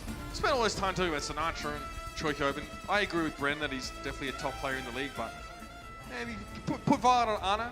Wait, what did you say? Only a couple minutes of Ana play this stage? Yeah, I think it was like 3 minutes for the stage. I think like 34 minutes overall for the year thus far. And look, the nano boosts were a big part of Super being able to quickly neutralize Jayhong before the Dynasty were able to get those fights started. You see probably while Seoul Dynasty picks this map, Shock 2 and 3. Seoul Dynasty 2 and 2. Not much better, but maybe they recognize a little bit of a weakness with the Shock. Here on Dorado, you see a ton of teams play a lot of damage dealers on Dorado. So maybe you're trying to force the Shock into a world in which they're not super comfortable. They don't want to play a ton of damage dealers. I mean, are they uncomfortable? That's the question. Yeah, they've had a week off, man. Remember, they weren't in Atlanta at the homestand. The Shock is definitely a time to workshop some other approaches and shore up that weakness, which kind of everyone knew was the Sombra and a DPS approach that Shock didn't like dealing with. Chokobin, though, very short-lived Farah tenure. The Shock switch out now over the 3-3. The Super, okay, I don't mind this. The Winston switch for Super here, but they still have the Moira. Well, I think what they see here is that there's no Brigitte for Seoul Dynasty. So the only thing that was protecting Jaehong before was Fleta playing the Brig. Now Fleta's playing the Pharah. Can you put pressure onto the supports? They get Jexay already. How about that, picking off that Mercy there? I don't think the Dynasty were ready for the Shock to quickly switch and then speed out at them. That was, I mean, that should never happen really for Seoul. Sinatra's have to go in and get rid of Fleta. Look at this Super on the Winston, which is, from what we've been able to tell, his secondary of the main tank heroes, Reinhardt being his preferred. San Francisco really good at catching Seoul by surprise, or perhaps Seoul just making some of these positional errors here. Seoul get one more chance to bite this EMP that's connecting with all 6 players. Can't do much about that. Should be able to clean this up, yeah. Fleta even gets the nano boost there, interestingly enough. He just gets Barrage. You'd think Seoul would save it. But perhaps they didn't expect Fitz to be so effective at landing that EMP. Yeah, I mean, we see a lot of teams be really good at dodging those EMPs. That was not one of the better ones. They're just kind of standing in open space, pushing the cart. Maybe they didn't expect you to have EMP, as there wasn't really a ton of, like, you didn't really see a ton of damage come down from Fitz or even like an elimination. So maybe they didn't expect that much poke damage. They'll be going through the underpass, trying to go up to the high ground. This is not where you want to push against Fleta. Graviton Surge early. Fleta can throw out a defensive barrage. I know it sounds crazy, but as the Shock were converging, it looks like they're going to back away though. The Dynasty will try and get away and fight properly for this first checkpoint once more. Michelle's getting pocketed by the Valkyrie. Look how far away he got knocked. It's going to be a long time before he can get back in the fight. Keep an eye on Michelle's ult percent. He gets back in the... He's going to go off the side. I mean, there's not he even can't get involved. As they knock him all the way there with Primal Rage. They try and heal him up with Valkyrie, and it ends up like hurting the Fleet more than anything. Yeah, just prolonging his life. So he has to go all the way back towards like the Shock side of the map and jump off the side. So the Shock, without some of the mobile tanks, like you do have, you know, your Winston and Diva, but the rest of the crew has to go all the way around. They'll have Moth push the card here with Chayoven, as they really want to focus on controlling this high ground. They do switch and they get the Brigitte in play though, Seoul Dynasty. Are the Dynasty aware of this? They're not. They weren't ready for this at all. Super pushes in, self-destruct over the top, Trichoven able to vacate at least the high ground for a moment, but the Shock, the surprise tactics, well, haven't quite worked out here. They're able to get some of this high ground for themselves, which is makes a big difference. Who's here your to nano boost target? Do you nano break here if you're the Dynasty? Maybe Marvel. I mean, Fitz as well. We've seen that. We've seen Sombras get nano just so they can get that ultimate. Sound Barrier come out there from Moth, though. That was big. The EMP for the Dynasty pretty much getting cancelled out. Moth has been on point with those, man. Hardly any. If he's had a Sound Barrier, he's pretty much getting it done every time, cancelling out that EMP. He's just a monster. Michelle now going to get caught out by the Coalescence. Violet, I'm sure he's very pleased to get to play some more aggressive style. Shock win and get another fight. And with 3 minutes on the clock, they've got past potentially one of the more treacherous parts of this map. I think Seoul Dynasty, though, they'll have one more fight. Now they switch it up. They're going to go Marvel on Reinhardt. So you like the Reinhardt base compositions against the Winston ones. This will probably force a change out of the Shock potentially next. Oh, well, no one caught in the grab. Marvel eventually stepping back into it. Yeah. Super in from behind there. Oh, biotic grenade. Great connection from Jaehong. Michelle will be very happy to hang on to this Graviton Surge for later. That's an EMP, which may not even have been truly necessary, but the Dynasty wanted to be sure of things. Honestly, they've got a rally, they've got a nano boost, and a grab for the next fight. They're feeling good. Then Super goes over to Reinhardt, so here are the changes that come from the Shock. Do you feel like you can stay on this note? Rascal will play Batiste, so you want to play the Batiste against this composition. Violet now will go back to Zed. So you want the extra damage that these two can provide. Also the immortality, as ooh, they catch Fitz. Can't be Just losing hanging out on the side. The Shock don't have a Brig right now, so it wasn't even a Brig, it's a stun. No. Fitz just got blown up. No stun. That's a huge mistake and a big oversight. Do the Dynasty recover from this? Flatter, oh dear, he knows he took a bunch of damage as well. That payload's getting awful close. High ground now is an option for Rascal. The Shock have enough of a defensive zone to really make most of the terrain here. Self-destruct, Michelle's trying to push up. Marvel gets caught out by that one. Graviton Surge from the Seoul Dynasty only really gets them Sinatra. And now Super, he's back and he's angry. Pushing straight on back and the payload gets there. The Seoul Dynasty still had a few players up. Just a little bit of a step off the point, gives it up. So Marvel, he switches over to Reinhardt, and then when he sees the Shock switch to this composition they're running now, with the Batiste in the Zin, we can take a look at this pick onto Fitz. Come on. One of the odder. Did he not have a translocator? Maybe he didn't have a translocator. I know. That would be one of the first sideshows we caught on camera. The Sombra goes out of the spawn, doesn't put a translocator down ever. I know maybe it was destroyed, but you don't really even think it's destroyed because everybody from the Shock is coming out of spawn. So just an odd play there. I mean, Fitz gets caught out. He gave up the point. It's huge. I mean, it's massive. Sinatra playing that high ground again. The Dynasty actually trying to wrap around here. Oh, I see. They're trying to catch Chocoban out. They've got the hack on him. Sinatra, he'd love to get a bubble, but he realizes it's lost. He could throw a cheeky grab here once the Dynasty reconvene on this payload, but Marvel's causing problems on the high ground now. He drops down, and there's the minefield. Air Matrix on the high ground. They've allowed the payload to get so far. This will be a sound barrier that comes down from Jexay. It's going to be Transcendence here for the Shock, keeping a lot of players alive, as they may still be able to push this cart. They still have sound barrier. Oh, the Dynasty are in trouble, absolutely. Flatter's forced a shield bash to even gain position. Marvel's low, a little bit of that adaptive shield remains, but he could be easily picked off.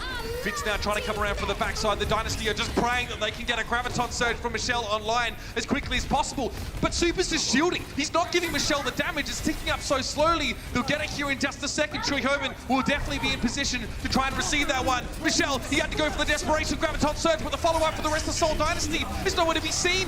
They try and push out now, but a sound barrier for San Francisco just smooths out the rest of this fight for them.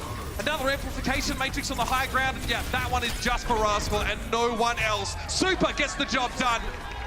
And the Shock take one more step towards that semi-final berth. Way better switches there from the Shock. Good adjustments the entire round. So, you know, Seoul Dynasty, I mean, really starts to fall apart. You know, Fitz gets taken out there. That allows the Shock to take point B. And then towards the end of the map, they put so much emphasis on wrapping around to go get Chocoban. They allowed the cart to get around the toughest part for it to do. Like, they allow the cart to go all the way through that little bridge area underneath, all the way around the corner. The kill on the choice, not that important. I mean, you can't chase that. Crucially, the Shock have 59 seconds in their time bank, which is actually good news for the Dynasty. They're able to get the Shock below 1 minute, which means that if the Dynasty finish the map, even if it's an overtime, they're still going to get a chance to attack again themselves and get that 1 minute extension. Goes a long way. So it means at least they're not going to be shut out of things. It's like one of the first things you're kind of like, when you play like a shooter at like a high level, you know what, like one of the first things you kind of like figure out is just not to chase kills. They do exactly that there. They chase the kill and they try and get it. Seoul Dynasty on offense here. We'll see what they decide to bring out. This obviously will not be it. The Shock, with what they have on their defensive side, they are going to play close. When you play that Reinhardt here in this type of composition, you're going to play either close, you're going to play under the bridge. You do not want to sit back and play the Reinhardt against the damage dealers. Ooh. Widowmaker here. That'll be a nice touch for the Dynasty. I don't know how good old Fleta Lucio. Okay. Michelle, maybe just an early pick. Yeah, just goes for the one shot. Do they drop? Let's see. And with the Reinhardt base comp, what we see a lot of teams do is they play close against some damage dealers here. They're going to back up. Maybe play the choke. It's just, now you're allowing yourself to just get poked down. Like a lot of teams, they take that first fight close to, you know, you never go into the fight intending to lose, but that one you kind of do eventually. You just build up some ult charge. They land a sleep dart there on a Sinatra and then hit him with a biotic ray, not able to finish him though. Flatter just honestly getting a bit of an aerial view of the situation here. Let's find out where a lot of these Shock players are distributed. Rascal's going to keep him in his sights though. We'll be pressuring that healing constantly out of Jexa. Super. That charge was quite something. And that was Marvel into the back lines of the Shock now. So the Dynasty get a little bit split here. The Shock is still staying quite close to each other, but needs to be ready for this kind of thing. Marvel rolling in from the backside.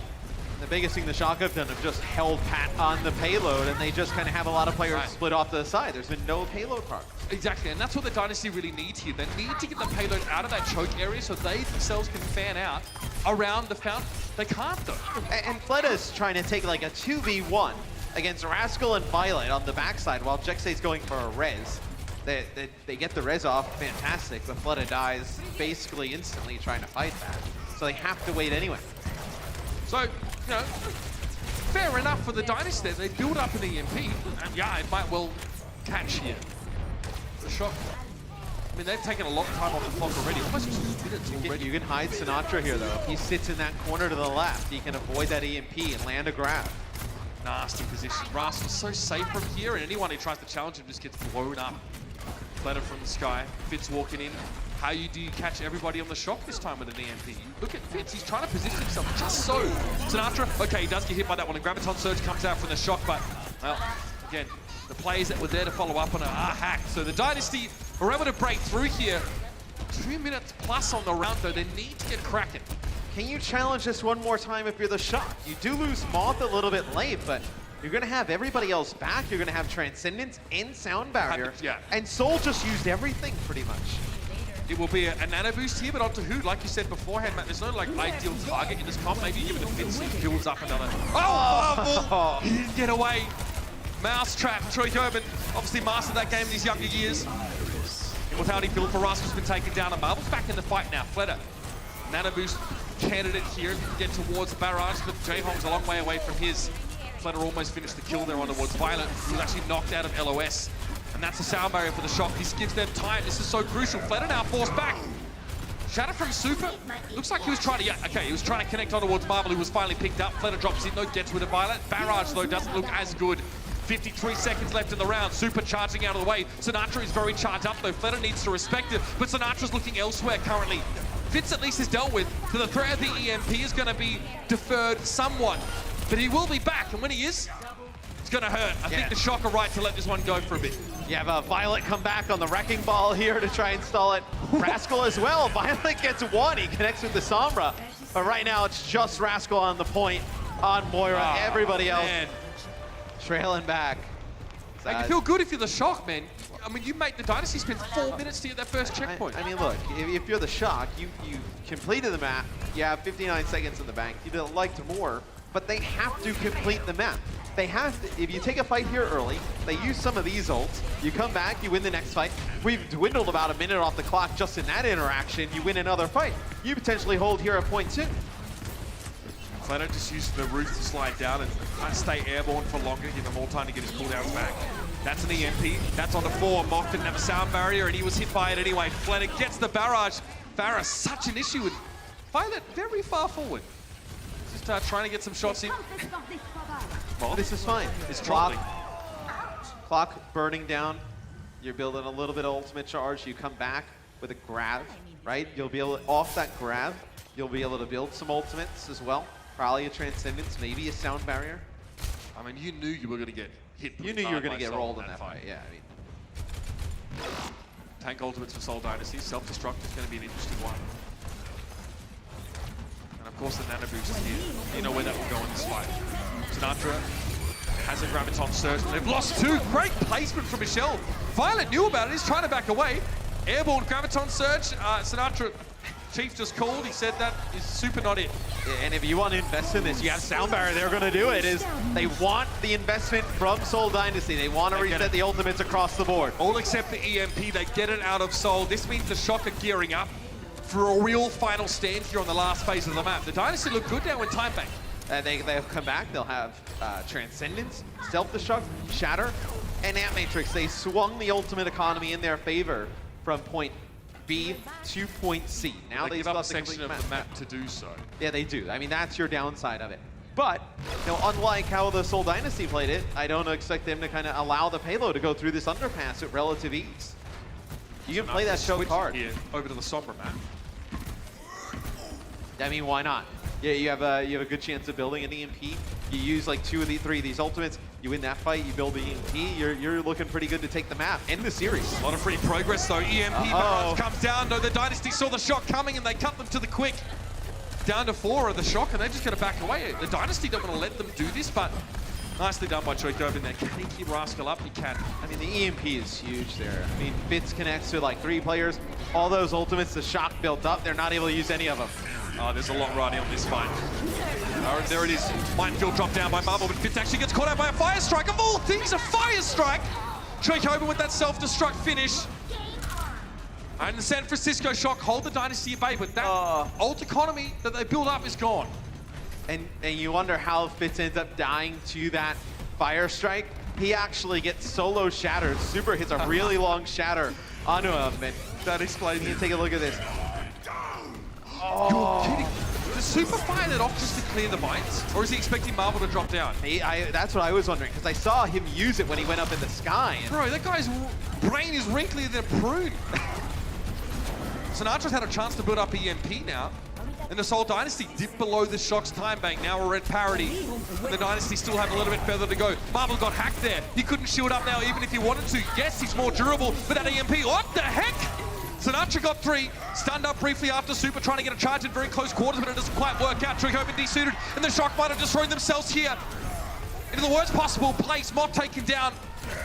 Fitz could be in trouble. Earthshatter here now. Rascal, the fire strike to finish off, and the Dynasty get the map done. And you know, the EMP could have been a difference maker there, but Jaehong hits a biotic grenade, connects with everybody there for Seoul Dynasty. That's up on the high ground. That allows them to live on through it. A lot like how we saw Super with the solo shatter. Marvel connects with one on a Rascal with the Batiste. Do not want to let him get on the point. With the Immortality Field, we got extra innings right after this.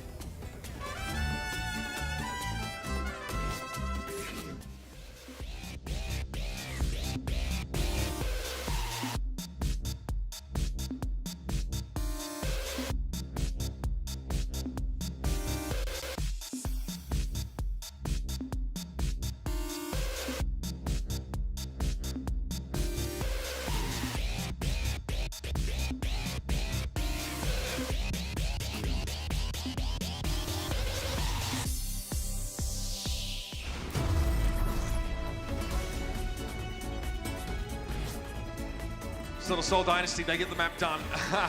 Barely. This series comes to a very close conclusion now. Potentially, the Dynasty trying to keep it alive. They have 1 minute. They get boosted up to 1 minute. The Shock also get given an equal amount of time to the Dynasty. So both teams stand with enough time to make some progress here. I think it's dangerous for the Shock here, because you have another team that's playing like this, like pick-oriented comp, and you have the Sombra, which can get really snowbally.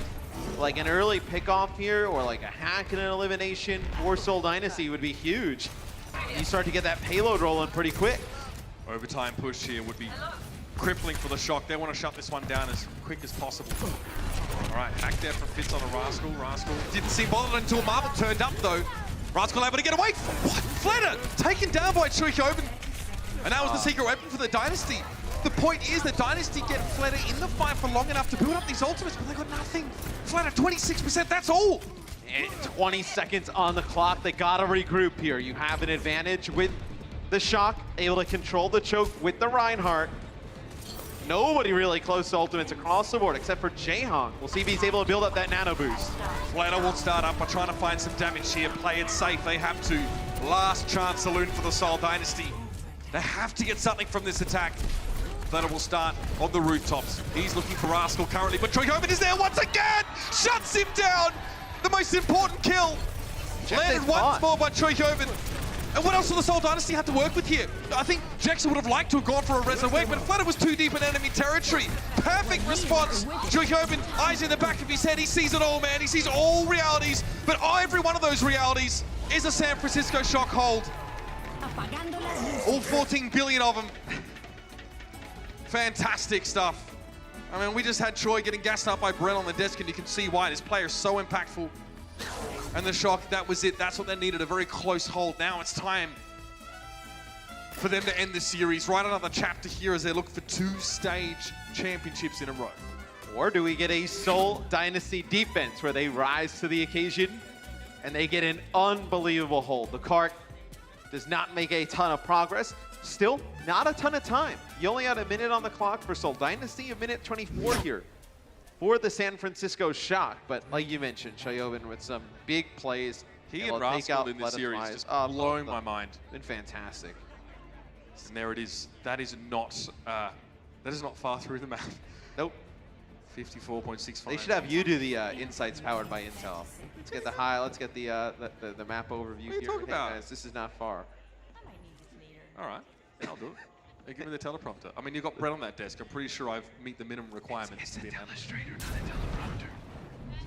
It's a telestrator, not a teleprompter. You've already failed. Oh. It's okay. Seoul Dynasty, we mentioned on defense as we get back into the actual game that's happening. Sombra, Pharah again. I almost like this better when they were running it like in the weird composition with the Brig. Like they seem to have more success than the Brig in play. It's triple tank, triple support here for the Shock. So they're just going for the old school, try and control. They're gonna have the Winston in the mix to get to the high ground. Marvel will try and play from high as much as he can. Super though, wastes no time. Pleasantries don't need to be exchanged here. These two teams are familiar enough with one another. They sleep on.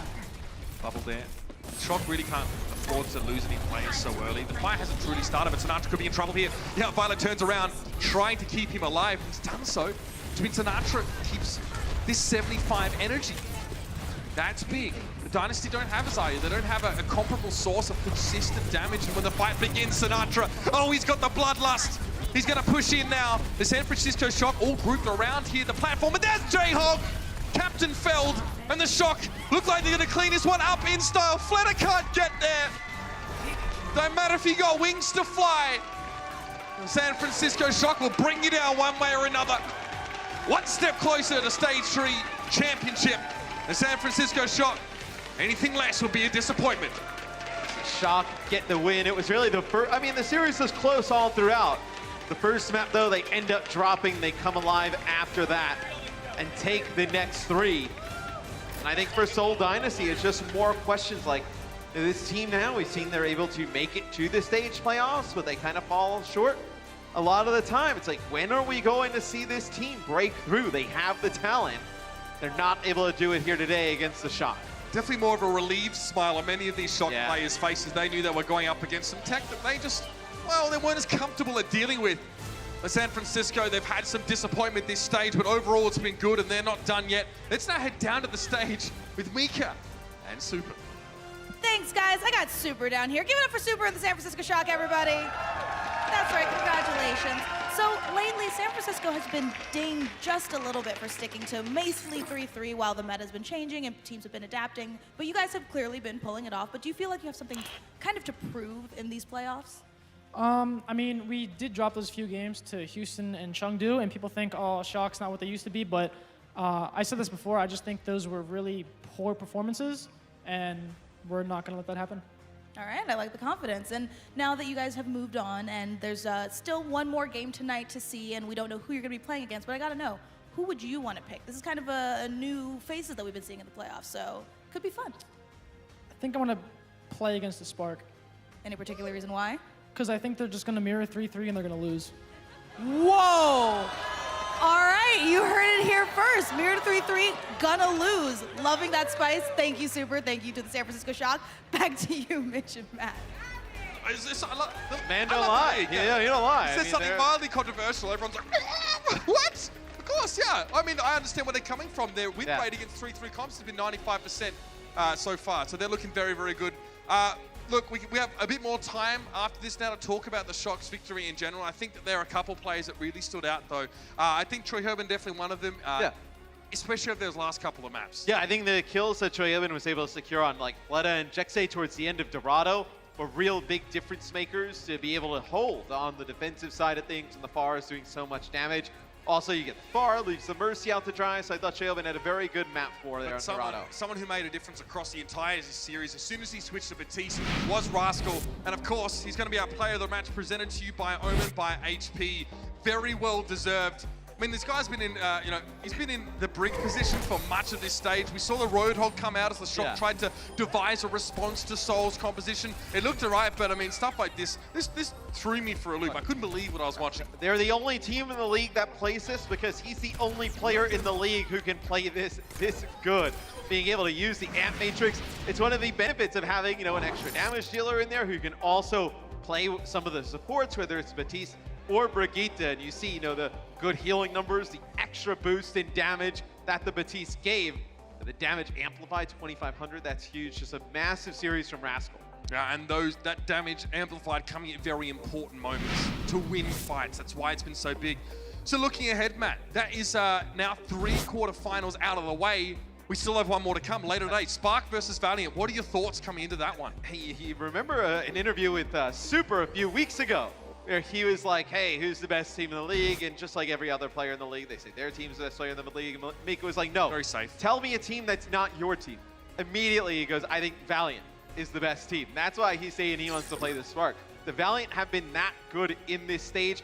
I actually think whoever wins this matchup could find themselves in the Stage 3 final or the champion. It's going to be an awesome match. The Valiant versus the Spark has always been a close series. Every time they play, it goes all the way. So stick around after the break. We'll see if it's going to be like that again in our 4th quarterfinal. The Overwatch League is powered by Intel. Game, record, stream without compromise on Intel Core i7. And